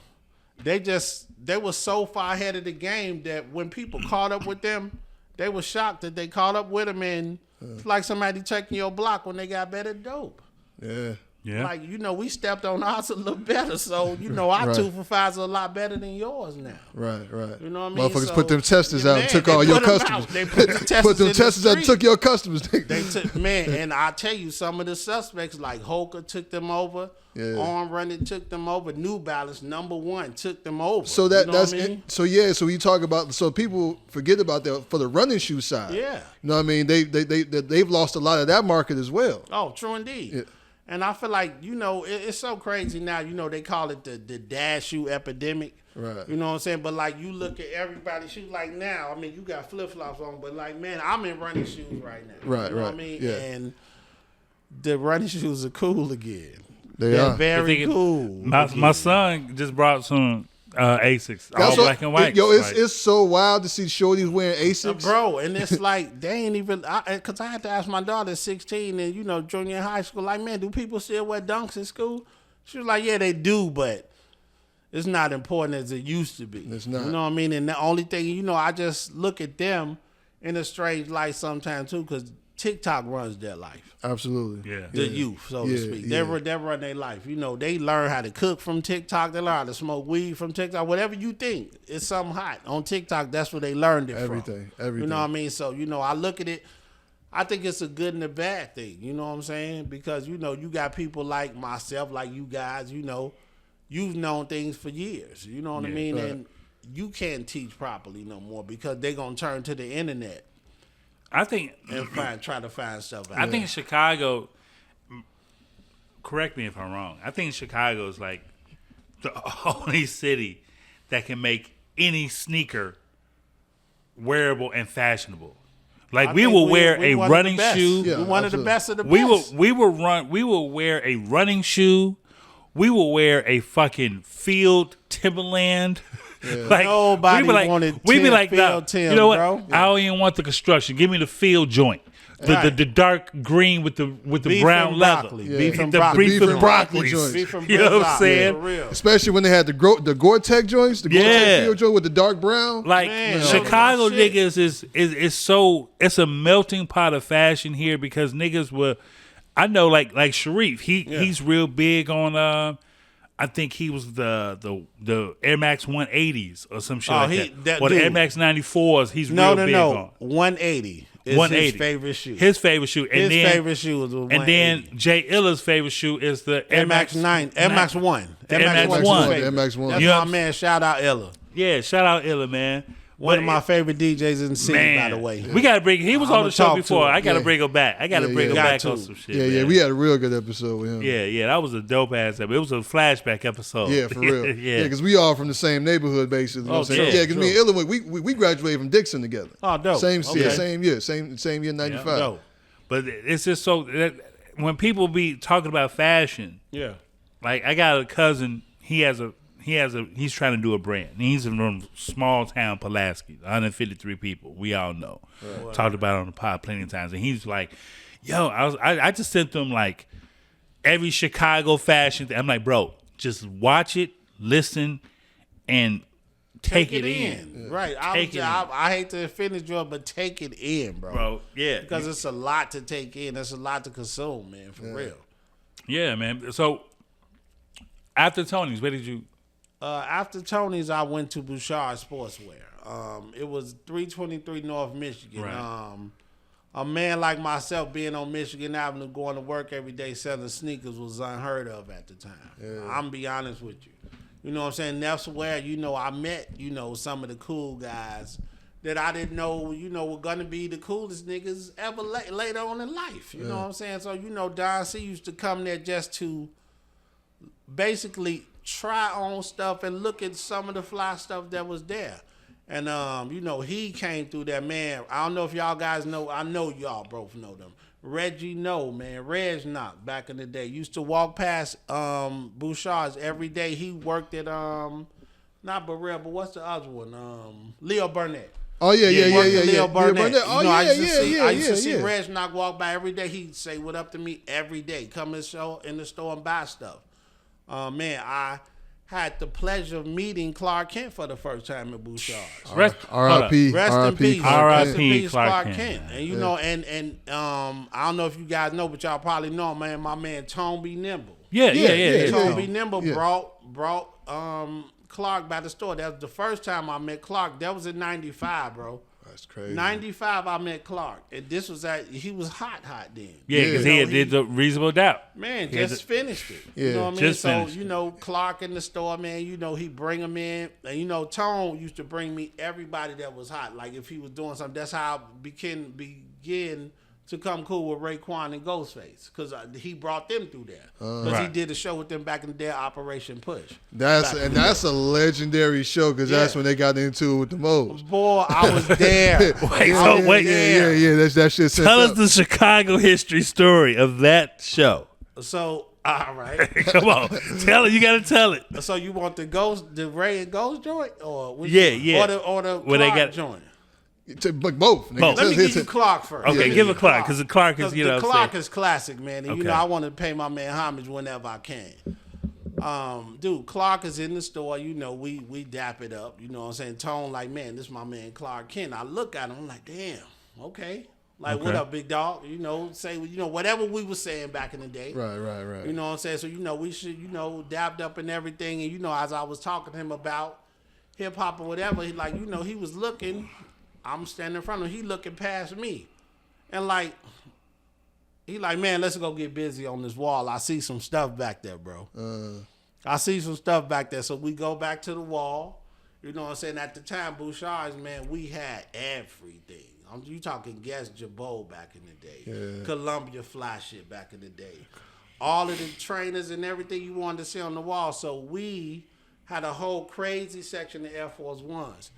Clark like, yeah, let me start from the top. I'm going to start at that purple and white joint at the top. I'm going to take 2 of those in the 12, 2 of these in the 12. And he just went down the whole wall, up and down. He ended up buying like probably 20 pair of sneakers. Mostly ones. He bought a couple 95s. I remember that. And you know, he was like, this is what I do, man, for real. This is what I come try to tear everything down. If somebody turns me on to a cool spot, I want to make sure I spend some money in it. Yeah, that's what's up. So we got real cool. You know, we ended up shipping him his stuff to Brooklyn, by the way, because he couldn't take all that stuff back with him on the plane. And all. So, you know, my man who I worked for at the time, you know, he was, you know, cool enough to ship Clark all his stuff back on our dime, so to speak. Okay. So took Clark next door to the spot. Do y'all remember the spot in Chicago, still downtown? It's called Hawk Quarters. Yeah. So right at the time, Hawk Quarters was right next to us. Yeah. So we stepped outside. I was walking them out. So he looked. He was like, man, that store right there, they sell Black Hawk jersey. Like, yeah, they got Authentics and all that. They were like, as a matter of fact, Clark, they sell other teams too. We was like, well, let's go check it out. So I took Clark in there. Took him in there, hollering my man Brett. He was the manager at the time. So Clark looking around like, man, so I can get these personalized if I want. He was talking to my man, and he was like, I can get them. He was like, well, I'm gonna need like these 10 jerseys right here. I want to get them with my name on the back. I want to get the captaincies, all type of stuff on the jerseys. And my man gave Clark 30% off for everything that he did. Nice. So Clark looked at me. He was like, man, you the connect here. Obviously. Right. You know what I'm saying? You're like, you the connect here. You the plug. I was like, hey man, I don't know about all that, but I just brought you over to do what I could do for you, so to speak. Right. And That's I the took humble. over that, right? Exactly. The humble giant. That's what I was taught as a youngin. So I kept it with me. So you know, took Clark there. You know, he cashed out, also shipped to Brooklyn. You know what I mean? So. Took care of Clark, man. That's why, like, you know, when it was the years, you know, that I met him later, I bumped into him later. Like, man, you remember where you know me from? He looked me. My beard was starting to grow back. And he was like, man, you worked at the spot on Michigan Avenue. Well, I bought all the ones out the spot, and you took me next door, and I bought all the jerseys out of there. Of course, I remember you. That's crazy. So, boom, I was like, hey, I'm validated now. That he remembers me, so to speak. Hey, so, I was cool with that. Yeah. Clark, he became... Yeah, fucking legend, man. The thing about it, the crazy thing about it, like, you know, all this whole week, you know, we watched Clark Kent get all the, you know, his flowers that he's more than deserved. And that's why when they did that legendary Conversations, man, he did do I had to Clark. be there. Yeah. I had to be there because, like, when I found out from Day that he was sick, man, I didn't want to miss the thing of not being there, not seeing him off. Yeah. Just in case he passed away later, I wanted to say I was there. Yeah. And I even messed with Clark. Like, man, I'm like, Super Sock, I get a picture with you. He like, man, get your ass over here. I always got time to take a picture with you. Yeah, man. So, Clark was one of them guys, man. And he had really the roots. Cool. He had roots in Chicago. He know, it's people he know in Chicago that I didn't even think, like, I didn't know the other day till I found out the other day that he was tight with J Boogie. Oh, yeah. I heard about Tight that. with J Boogie. You know what I'm saying? And it's a lot of people that Clark know him, man, that I didn't know. You know what I mean? Yeah. So, shout out, whoever Clark touched him, man, hopefully he left a great impression on you. You know what I mean? Yeah. So, man, let's get into the Wu-Tang. Yeah, I need to get into the bowls. Let's get into Let's Up. Yes, sir. We do that. So, we are, so first of all, Tom, we never brought Ghostface and Ray to the store. So, I'm, in the store, cleaning up or whatever, putting stuff out. I turn and look. We had like this long little like passage where you had to get up to before you got into the second door of the store. So I look. I'm like, damn, that look like, oh shit, that's Ray. Right. You know what I'm saying? Then I see Ghost bump right behind him. He bumped right in the door, right behind him. And I'm like, damn. I'm like, what's up? And then so Tone came in again, once again, introducing me to them. And, Ray like, yeah, we heard this was the spot to be at. You know what I mean? And, he was talking, that real New York shit. That real New York shit, man. So, they brought, that was the show they were doing. It was going to be an Operation Push, man. And I remember being out, we were hooking up with them later. At the time, Diego was working for Reebok. Right. So I told him, I was like, man, my man worked for Reebok. He might be able to take care of y'all on some apparel and some sneakers and stuff. While y'all, he was like, man, well, I wear 8.5. That's Ray. Right. And, Ghost, he was wearing 11 or whatever. So, and I was like, yeah, I'm going to have him put some stuff together for y'all. And that peeps how well your memory is. You remember these niggas' sizes. No, 8.5 like, and 11, son. I know that. Hey, boy, it's a lot of rap niggas I know. I remember their size. Nigga Styles P, size 9. Nigga, I can go on and on. I could go Shine Po, 10.5. I know I helped a lot of these niggas before, man. You know That's what I'm saying? Humble giants in the building, son. And Shine Po, not even, that's almost like an obscure name. Exactly, a lot of motherfuckers don't even know who Shine Po. They Shine don't know Po. about Shine Po. Yeah. Right. They see the politician now and shit. Right. Niggas, motherfucker, the prime minister. Is he a prime minister, I believe? Yes, or some sir. shit? Yeah. Yeah. You know what I'm saying? I know a ton of these niggas side by size, and I some stuff like that. I'm forgetting names and sizes and stuff because that was something I was taught even at Tony's. To learn sizes. To learn sizes and names. That was one of the first real jewels that I got taught to me at Tony's back in the day. Yeah, like Tony used to tell me, he like, I always remember the size. Yeah, and they name. Yeah, and the family name. For real. Yeah. So when they call thing. you, I'm finna come to the store. I got like 5 outfits laid out. You in your already size, rock, your man. shoe size. And I'm asking, hey, how's your daughter doing? Yeah. How's your OG doing? You able to have a icebreaker conversation with them. And that was very real. Yeah. You know what I'm saying? And so we still in the store. They getting busy. I'm talking about we had Pelly stuff too at the time. Okay. So I know both of them copped the Pelly. I remember Ray and Ghost copping the Pelly. I remember that. I remember this shit was like they might have spent like 20 something, like 2,500 in the store that day. Mm-hmm. And we had this whole wall of hats. And Ray was because Raekwon a hat dude. I don't know if y'all know anybody who know Wu-Tang. You ever see Ray on pictures? He always got a fly hat on. You know what I'm saying? So he went to the hat wall. He's like, man, I need that whole section all the way across. And this is a snapback time. Okay. This ain't fitted hats. You know what I mean? So this is all snapbacks. He went crazy. And even the hat that Ray had on, and I'm going to tell you, I'm going to give you one crazy jewel, then we're going to go to that story. Dude, the Can It All Be So Simple video. You seen Raekwon with that Green Bay hat on? Yeah. And that with the Green Bay hat on and the and Ray had on the Sonics joint. Yeah. Dude, that came from me. That came from me, bro. For real. That's crazy. This is the Wu-Tang album. And I met them before that there. Met them before. So, pushed it on like they had them hats on, man. You know what I'm saying? And it was like, damn. That pullover. That The Snow Beach. The Snow That Beach. Snow Beach joint? Yeah. Oh my That's God. class. That shit was That's so ill, G. That's classic. Man, that's why that's so That iconic. shit's so fucking ill, That's why bro. that's so iconic these days, man. And man, I just look at them, man, as like they they broke ground on a lot of style. Absolutely. You know what I'm saying? They birthed like what we do to this day in 24. I wouldn't know what a wallaby was until I Bro, I didn't. Clark's, man. The Man, it was Wallaby Come on, champ. cream joint, son. You gotta get the dishes done, son. Yeah, you know, when all them hats, you know, man, hip hop is so ridiculous, bro. Like, man, you break so much ground and meet so many people with it. Right. So fast forward, we up to the showtime. We went to their press conference and everything. They were at the Allerton Hotel, so to speak. That's where they did it. That's where they did the press conference there. Okay. Diego comes to meet me there. I'm like, hey, I'm gonna go down there because this wasn't with no real cell phone shit. I'm calling this nigga crib. Right. Like I'm gonna be at the Allerton Hotel. Right. So he comes down there. I can't remember who came with him, but D came with a box of Reebok shit and sneakers and everything for damn near everybody. You know what I'm saying? And them niggas at the show later on had on that shit. You know what I'm saying? So we standing in front of Operation Push. It's me, it's Diego, it's Ghostface, Ray, it's what's my man name?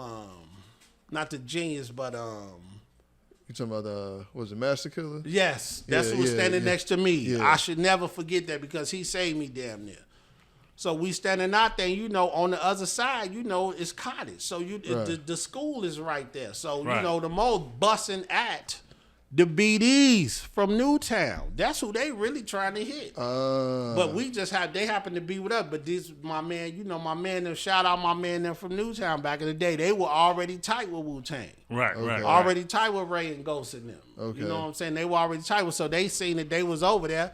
They just let off through this. And dude, who pulled me to the ground was Master Killer. He's like, man, you got to get down, son. You got to get down. He snatched me straight down while bullets was busting. Dude, it's probably still 2 or 3 holes in the door at Operation Push now. That's crazy. From back in the day, bro. And I'm like, you talking about a show? Like, dude, the show was so crazy, man.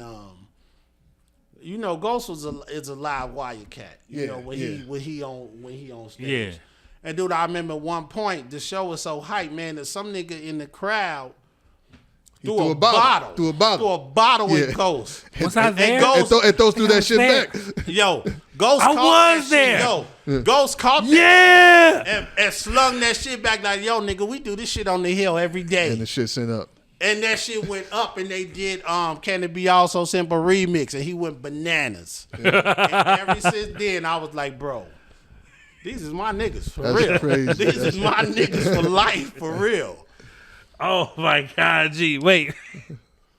I remember that, bro. It was a Heine bottle. It was a Heineken bottle, nigga. I know what it was for real. So I know all the details. I actually wasn't there. Okay. But I know so many niggas. I've heard the story about. So all that shit you just talked about, I didn't know. Okay. I knew motherfuckers. Your brother was there, right? Right, I was there. I think I rolled with your brother, G. I remember that. So that's I was what I'm sitting on saying. the left side, the right side of the stage. Not on the stage, but like in the audience. So I got I got so many stories about what the fuck happened. You know what I'm saying? Because at the time, because you know you were a little bit older than me. At the time, I was only like 11, 12 years old. You know what I'm saying? I don't even know how I got in that bitch. Yeah. I couldn't even get in that bitch. Like, you know what I'm saying? I was a baby for real. Yeah. But there was so many mother after that shit happened. So many niggas told me the stories. Yo, you know, at the time, I'm still fucking Wu-Tang. Yeah. Like crazy. You know what I mean? So it was just So but I didn't. That part that you just told, your personal experience. Definitely never heard about that shit. Bro, like, that's crazy. And man, you know, like I say, that was something. You know what I'm saying? Just to be there for that energy, man. You talking about? They brought so much energy to the city that weekend, man. Yeah, it was crazy, bro. Just Man. to be there for that show, just to see Ray and Ghost them on stage rocking like that, and when that bottle thing happened, bro, I was like, damn. Yeah. I was stuck like, bro, he caught the bottle and slung it back like, yo, we do this shit on the hill every day. And that can't all be so. And I remember that because that can't all be so simple dropped right after that. Exactly. Like 3 seconds after that, he said that. It was like, boom. I was like, yo, check it out. Like what's happened. Yo, crazy. So you know, like, cause I remember that, G. I remember that. Flying at a fast rate. Right. Come on, man. So I didn't met Ghost. I met Ghost after At the that. wildest place. Yeah. You know what I'm saying? At the motherfucking bar level. Oh, shout out Capadonna too, because Capadonna was with them that weekend, and I met him. That's my man as well. 100%. Kappa, that's another wild nigga. Yeah. Kappa, that's another wild nigga. Wild as hell. But yeah, nah. So like, but Ghost, like, so the Wu, all of them, they all real ass niggas. You know what I'm saying? Right, down to earth as well. Yeah, too. but that was so. But Ghost was so fucking cool. Yeah. Like when I met him, he was just kind of like chilling. Yeah. Posted up. He was at a spot where he was supposed to be. You know what I'm saying? We was supposed to be like it was almost like a meet and greet almost. Okay. Nah, it was at Adriana's. No, it was at the bar level. That was the bar level. What happened was what was the bar level at? That was on the 147th. Oh, okay. 147th. Chicago Road or something like that. Yeah, because Mobb Deep was there that night too. Mobb Deep was there. Yeah, it was crazy. And the thing about it, they wasn't even supposed to. They wasn't advertised to be there. Oh wow! Something happened with their after party or some shit like that, and the promoter that did the show, he was from the suburbs, and he was like, you know what I'm saying, we'll take you out to bi level. So me and Rell, we in bi level because my brother in there, the nigga that owned bi level at the time, Keith, he owns Kenny's Ribs and Chickens, and what was the soul food spot? Kenny's Ribs and Chicken. What was the soul food spot at Hyde Park? Dixie Kitchen. Oh, Dixie Kitchen. His family Shout out owned Dixie that. Kitchen. I ate plenty of fried tomatoes from that joint. Man. 100 of them shits. Oh yeah, the fried green tomatoes from Dixie Kitchen. Was my shit. Fire. But we was just in there, and they came in, and like at the time, bi level was like a younger crowd, so niggas didn't even know who. Like when me and Rell walked up to Ghost was just chilling on the side, just rolling up, chilling on the side of the wall, just sitting there. You know what I'm saying? Like just him. It was him, and it was at I forget the nigga name. It was light skin. He had that Theodore unit. It was one of them niggas. I can never remember his name, but I'll never forget his face. But he was light skin, kind of fat face. Yeah, but he was a little cat. You know what I'm saying? But they were just sitting up there on the wall. You know what I'm saying? Ghost was just sitting there. I just went up there and talked to him, shook his hand. He was like super cool. I can't remember Shorty name, man, but that was Ghost's right hand man at the time. For a long time. This was right around when Bulletproof Wallets came out. Oh man. You know what I'm saying? This also was another classic album, by the way. Yeah. Okay, Bulletproof. real quick. How many classic albums do you think Ghostface has? I say 4. I say 4 classics. Which 4? You definitely got to say Supreme Clientele. Right. 100% you got to say that. Iron Man. Iron Man is number 2, 100%. Yeah. Dude, Bulletproof Wallace was slept on. 100%. And dude, I just played it the other day and put it in my story, that joint called Ice. Yeah. And people didn't know what he was talking about on Ice. He was talking about his diamond shining and killing people's eyes and all of that. Right. Nobody knew what it was. Yeah. And so I say the 4 for me would be the Pretty Tony album, bro. Oh, that Pretty Tony album. Pretty Tony album was hard, for real. Yeah. For me, I always, this is kind of a controversial take, because everybody puts Supreme Clientele up first. Mm-hmm. But I always put Iron Man first. A lot of people say Iron Man first. I feel like Iron Man is a better album. I feel like Supreme Clientele ushered in like a different style. Yes. You know what I'm saying? He was setting himself apart. Yeah, he definitely set himself apart. As a real MC. Yeah. But that Iron Man, I just feel like, that's just one of them. It's one of them albums where like, damn, I didn't expect this shit to be as good. Dude, I didn't expect that shit to be that good. The joint was Fish on there. Oh my God, we eat fish, talk salads, and make rap ballads. Ooh, man. Dude, I still get a feel when I hear that, a goosebump feel from that. No, my shit was Cam A. Oh, Cam A was hard. Kappa went crazy on Cam A. Kappa went crazy. But Daytona 500, Kappa showed his ass 100%. He did. Yeah. We are the G. Yes, sir. O.D. Yes, sir. Yeah, man. No, that's a whole different. Man, it's a whole different feeling, a whole different era, man. No. Go ahead. So after Dry Sports, yes. Where did you go to after that? After Bouchard's, what was I after that? So I went back to Tony's. I was back at Tony's. Okay. I went back to the big house. I was, I was back up north. Did you ever go to Vegas? We went to Vegas after Yeah. I went to Vegas a few times. Like, actually, Tone was the first one to take me to New York. Like, I went to New York at a show to a closing show when it was at the Javits Center. Yeah. In New York. I went there the first time I went to New York was with Tony from Tony Sports, man. 100%. And Tony had a cousin. I don't even know if y'all knew this. Tony had a cousin in Jersey, East Orange, New Jersey. Had a store called Sport. I think it was called a Sports Spot. I think it was in East Orange. Right. Okay. You know what I mean? And we went to visit his cousin's store and everything in East Orange, New Jersey, man. And man, he showed me a lot of stuff. That's when I first went to Queens. You know what I'm saying? That's why I still feel like Queens, Jamaica Avenue is still probably one of my favorite places to go. When I go to New York, you know what I mean? So You ever been to New York? I still haven't been, man. to New York? Yeah. Bro, we got to get you out. I mean, it's totally different now, but, you still want to get there because it's energy in New York. And I feel like I love New York like that, just like my spirit city, I think, personally. Yeah. You know what I mean? But I could never not be from the crib. You know what I'm saying? Right. The crib is me all day.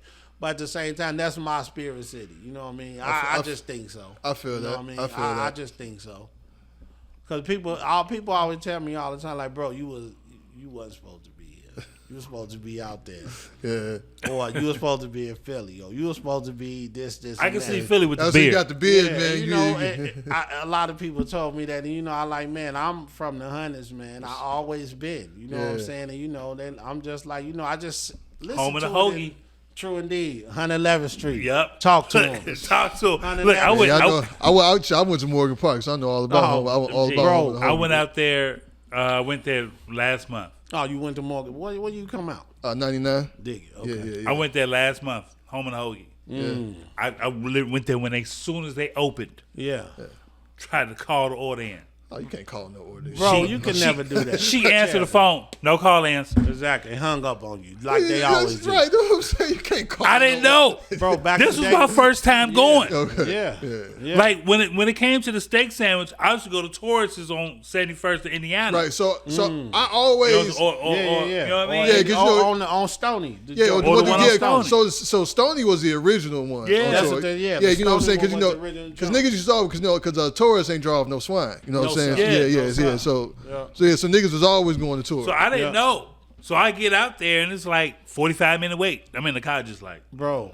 it was all worth it. So crazy story So about the worth it. one on 111th Street where you say you went back in the day. Yeah. Dude, we live on 110th and Normal across Halsted. Okay. Yeah. So we wasn't supposed to be over there because you got like racing courts was Yeah, right yeah, there, and yeah, them yeah. niggas knew us from that other end. Because it was all folks over there. Exactly. It was all folks So over there. from my end, we all well. Yeah, you know what I yeah, mean? yeah, So all on the top, other yeah. side, and we come over and we have to basically make somebody stand outside to make sure nobody's coming up. Like, bro, you got to stand outside.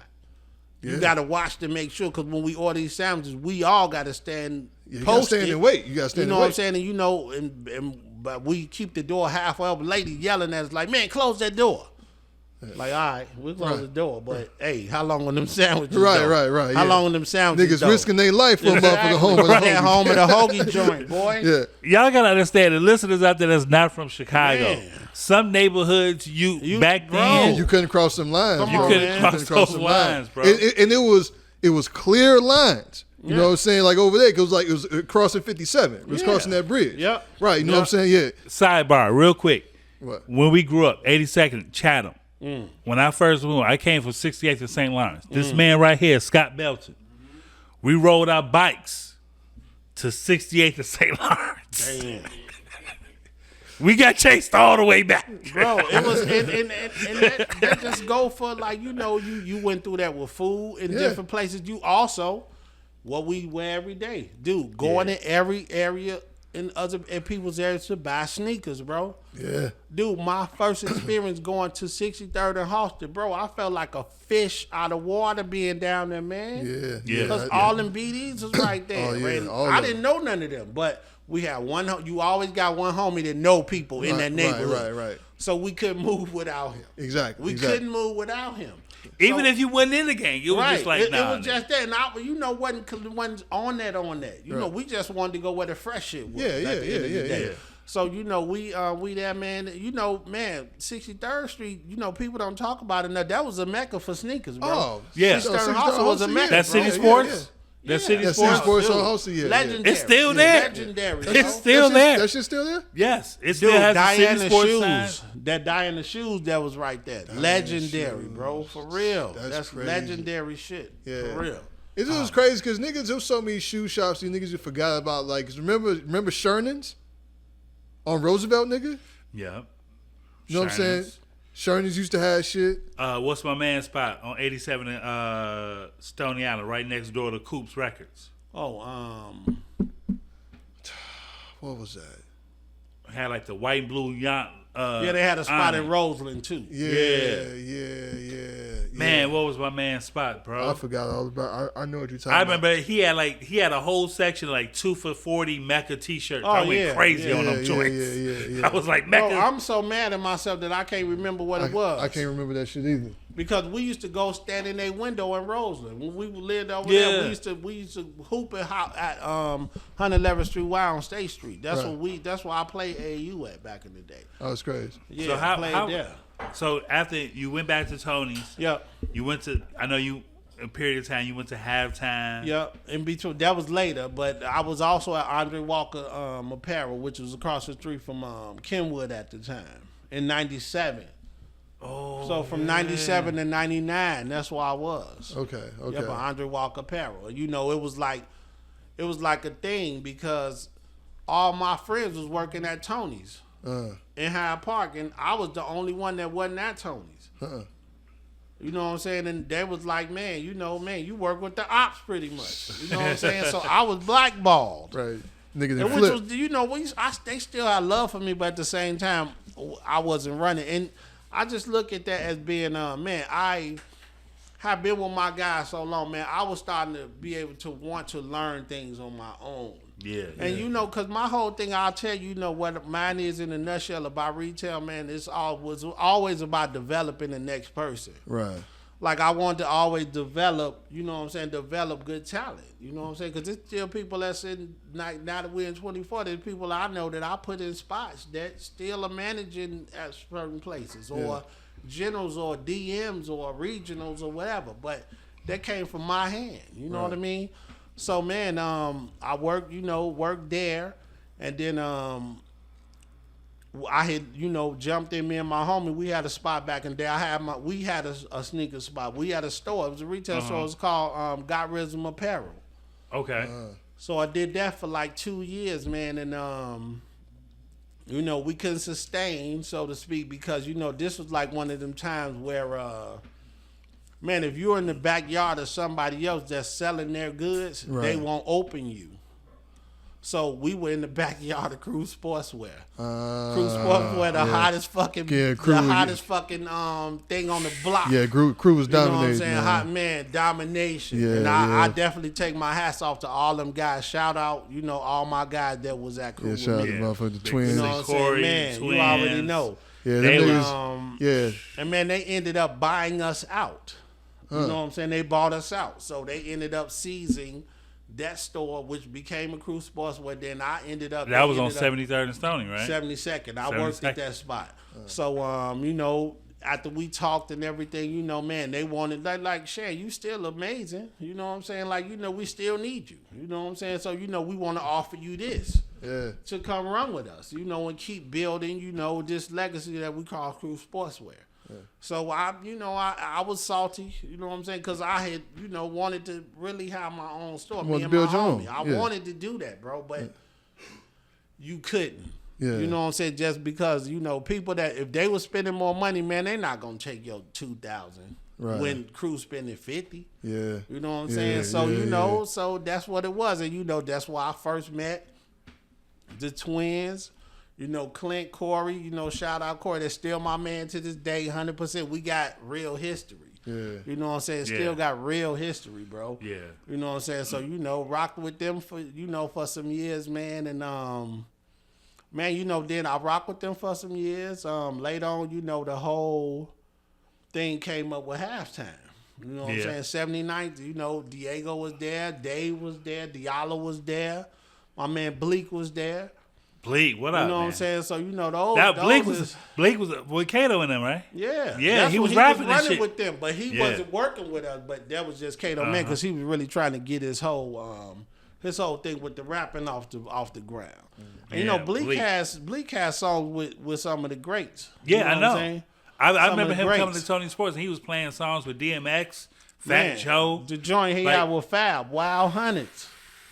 He had a joint with him and Fab. It was crazy. I didn't know that. Hey, You know what I mean? G. It was crazy. You know what I'm saying? Bleak was that one. Yeah, he Bleak definitely was that was. one. I definitely give it to him 100%. The one thing- he goes by Prophet, by the way. So let Yeah. me flip that. But Yeah, we used to call yeah. him Bleak because he rocked the fitteds and The the do rags. That's why we called him Bleak. the greatest thing about, I know we got to get out of it because you got to roll out. Yeah. But the one thing I loved about that era in fashion and retail, it was that if you worked in a fashion retail store, everybody knew who you were. He was the hottest nigga in the city. You was the hottest thing in the city.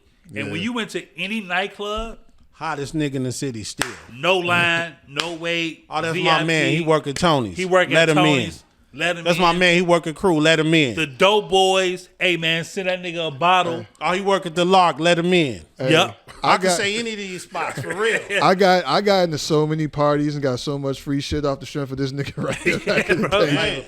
like, we used to be out every fucking weekend, but that was just a great. It was a time to Time, be alive, man. bro. Yeah, It was just yeah. a time to be Beautiful. alive, man, for real. You know, Like, you it's look just- back on all that, man, all these big parties we've been to, all the people we met. Dude, I remember meeting Fat Joe back in the day when Fat Joe didn't even get on planes to fly. And Yeah, then, like, yeah. a year later, I see him taking his first flight on MTV. That's crazy. Nigga was at Tony talking about, man, I ain't never getting on the plane. Yeah, That's good. remember 'cause They we was in talking a conversion van. The Yeah. van looked like somebody's crib in the inside. Yeah, remember that's when in a sidebar like Jay-Z had dissed him. He like, yo, tour bus, I fly over it. Exactly. Yeah, He was there you talking go. about- That's that history. Yeah, bro. It's the yeah, That's history the of, history, bro. of it, man. This is so crazy, man. So now future and present. Yes, sir. You So at- right now, I'm at Cruise. I'm at Cruise Sports. But somebody at Cruise talking about me right now. I'm at Leaders right now. You know, running Leaders, man. You know, shout out my man Corey Gilkey, man.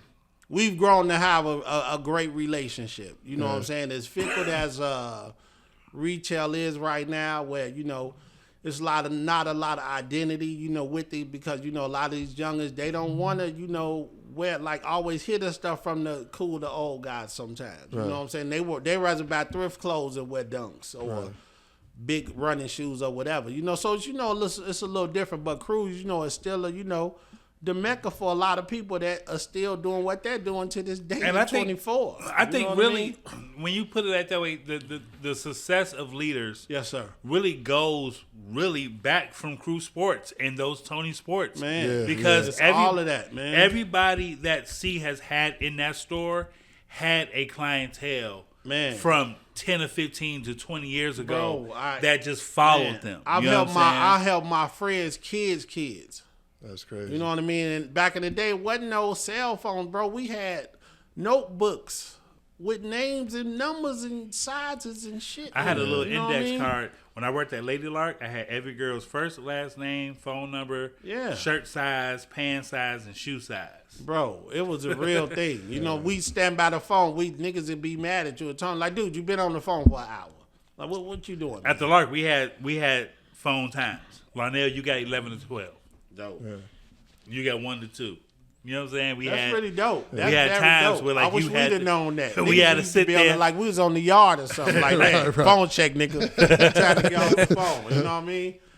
That Oh, package fun, came man. in. You know what I'm Yeah, saying? yes, sir. Look, it's time to get it out there. And Basically. that's when the Dope Boys was in. Like, Yeah. when dope money was in You're the never street. gonna see no Yeah. money like this again. Nah. That money is gone, long gone. These Yeah. niggas that used to sell dope back in the day, a lot of these niggas used to work for Streets and Sand or doing some other shit like still. Man, living, you trying ain't to be never like, lied. No, real Man, shit. like nigga, like Real man, shit. I remember we used to like, bro. I do remember. I ain't gonna lie to you. I remember. I It was remember a street. thing. A lot of street niggas that used to spend thousands and thousands with me every week are working with the city. Yeah.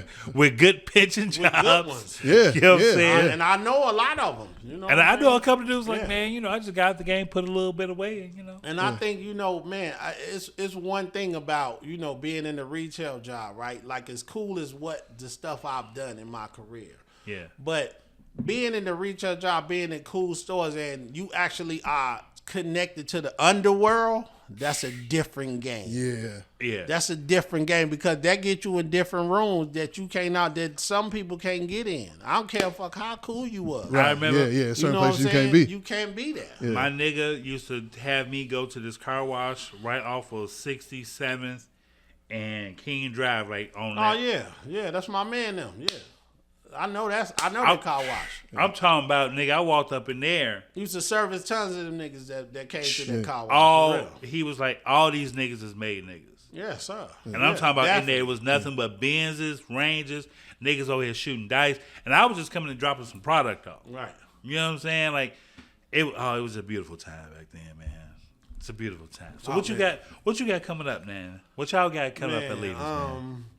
I hate to end this conversation because we can just talk for hours. No, we nigga. could. We definitely could. No, I think that the focus for Leaders, man, moving forward, you know, just conveying from what I hear, you know, what Corey wants to be. He just wants, you know, it to be a legacy. You know what I mean? And, you know, we just keep doing what we doing, staying out the way, keeping our heads down, doing work the right way. Yeah. You know what I'm saying? And, you know, just still having, you know, the marquee product that people are looking for. You know what I mean? I just think, you know, the future is, you know, still wide open, but because, you know, even while economy is weird right now, dude, it's coming back. Yeah. And I feel like, you know, 25 is going to be one of them years. So, you know what I mean? So I know y'all do a lot of collabs. We do. Right. Because then y'all just did one with Pillars not that long ago, right? We did one with Pillars. So what happened with Pillars, we did like 3 different shirts with them. So they had ended up leaving the block. They were right across They were right across the street, yeah. They had the sale of the. They had everything in the store for $10. They had a crazy sale. Yeah. So Everything. what happened when they left, you know what I'm saying, somebody had bought the building or something like that, and they were supposed to be putting a spa in there. Uh-huh. So that fell through or whatever, and you know, they asked them to come back. So my man Dre, shout out Dre from Pillars, the one of the owners of Pillars, asked Corey about doing a collab, you know, with us. You know what I'm saying? And, you know, he was like, cool, y'all already got the shirts, we can get them printed. You know what I'm saying? So that birthed the collab that we did with Pillars, though. Okay. Yeah, you know, it's like a welcome back thing to the block. That's dope. You know what I mean? You know, I thought it was cool. You know what I mean? So they opening it back up now? They open now. So right now they actually remodeled it. I think they'll be open next week. Okay. Because they were having their sale every week, but then they stopped it on last Saturday just so they could remodel and get ready for the holiday. Okay. Yep. That's dope. Any more collabs coming up? Man, Or anything you can talk about that you can talk about. I mean, not really. I can't really talk about it, but just to let you know, it's some things on the horizon, bro. Okay. You know what I'm saying? And we're always, you know, and we do things, you know, kind of cool now, man, you know, just to keep the energy flowing. Anybody, you know, with good brands, you know, with their own brands that they're trying to do out, we're offering, you know, to have pop-ups at the store.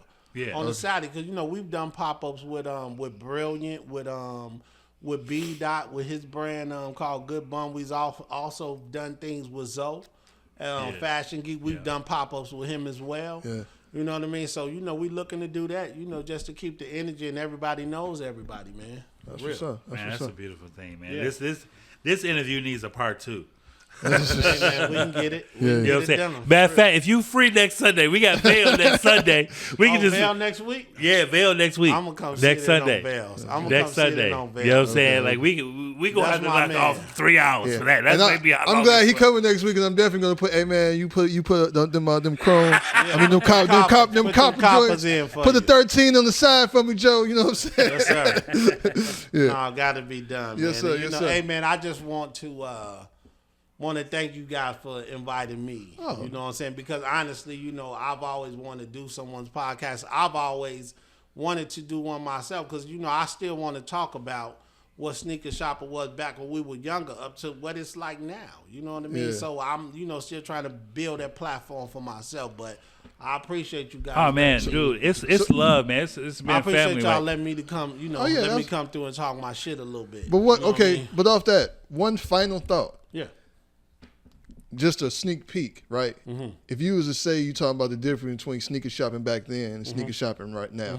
If you would say like one of the main differences that you see, what would it be? I feel like the thing is different from then and now. Dude, we was original back then. Yeah. We was original. And now I feel like everybody that's doing it now wants to be like someone else. So that's my main thing. Yeah. Be original. Still in 24, be original. Yeah, because you really could only, back then, you could really only, the only people you saw, like you saw the people on TV and shit like that. You seen dope dealers in your hood. But that's it. But the niggas in your neighborhood, that was pretty much that, it. You know that was our 50-inch TV. Was the dope dealers. Yeah. You know what I'm saying? Now the first shoe that changed my life was the Flight 89 Nike.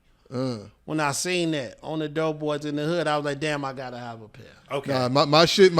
That's why my shit was the Air Max 95s. It was a dope boy shit. Everywhere. So when we end this interview, every fashion person we ever had on this podcast, top 5 sneakers, go.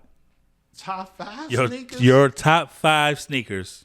Go. In no order for me. No order. I go in no order, dude. I'm gonna just say this number one, man. Number one for me is the Air Force One, bro. Okay. I had my first pair when I was a kid. My uncle bought me a pair of white silver highs. He was like, man, you fuck these up, I'll never buy you another pair. The highs. You know The what highs? Yeah. With the silver strap, with the gray all strap. black With the highs with the with gum the strap, bottom was with so the actually had the strap on. White Yeah, silver. yeah. White silver. Nigga, Yeah. I've had 2 pair of the all black leathers high with the gum bottom. Yeah. I swear to God, if I find them bitches today, I'll buy them. I would say still in no order. I'm a Ralph Sampson high top Puma guy. The Puma highs. You know what I'm saying? wow. That's one of mine. Okay. I would say also Air Max 95, 100%. The is lime one green. of them. Of course, man. That's the only way to fly, baby. Only way to fly, for real. Yeah. Only way to fly. I would say, man, still top 5 to me, dude. Flight 89 is still one of my top shoes, bro, for real. And then I'm going to say for me, and we're going to go on the Mike side of things, my favorite Mike is a number 5 Jordan. Number 5. I'm going to say the great because I'm really, into that because, of the nostalgic part of it. Because the first pair of sneakers I bought when I was young. Yeah. But the number 5 black metallic is my favorite. And then my honorable mention for that is a Cement 3. Because when I seen KRS-One with that, in the BDP video, when he walked by and that Nike Air popped out, I was like, damn, I got to have them. Yeah. Gotta have them. Changed the game. I will be at Vail store at 7 a.m. Nigga. Changed the game when I seen that. And, that concludes mine. I'm saying 100%, man. Like I said, I do appreciate y'all letting me come right. Oh, man. It's family, brother. You already know. You got to come sit in on the next one. I am. I'm coming. Tell the people where they can follow you at. What's the store hours? Where to come holler at you? Dude, y'all can follow me on IG at SSIMS773. That's SSIMS773 on Instagram. I'm Shannon Sims on Facebook. And, man, you can catch me at Leaders Tuesday through Saturday, bro. You know what I'm saying? I'm there dropping jewels all day. So let's get to it. All day. Let's get it. Always dropping the jewels. So, man, meet me at Leaders, man, 100%. Yes, sir. Yes, sir. Yes, sir. Where can I follow you at, man? Rell Producer 914 Media Group, both on IG. All right, man. This is your boy, Class of 1979, a.k.a. Boogie in the Streets. Easily Offended Podcast. We are wrapping up. Make sure you follow us on Instagram. Make sure you follow us on Spotify, Apple Music, Google Music, Amazon, wherever you can find us. Shout out to all the single mothers, single dads, truck drivers, whatever you doing, retail specialists. Man, make sure y'all click that like button. This is a classic right here, man. We out. Peace. Peace. Peace.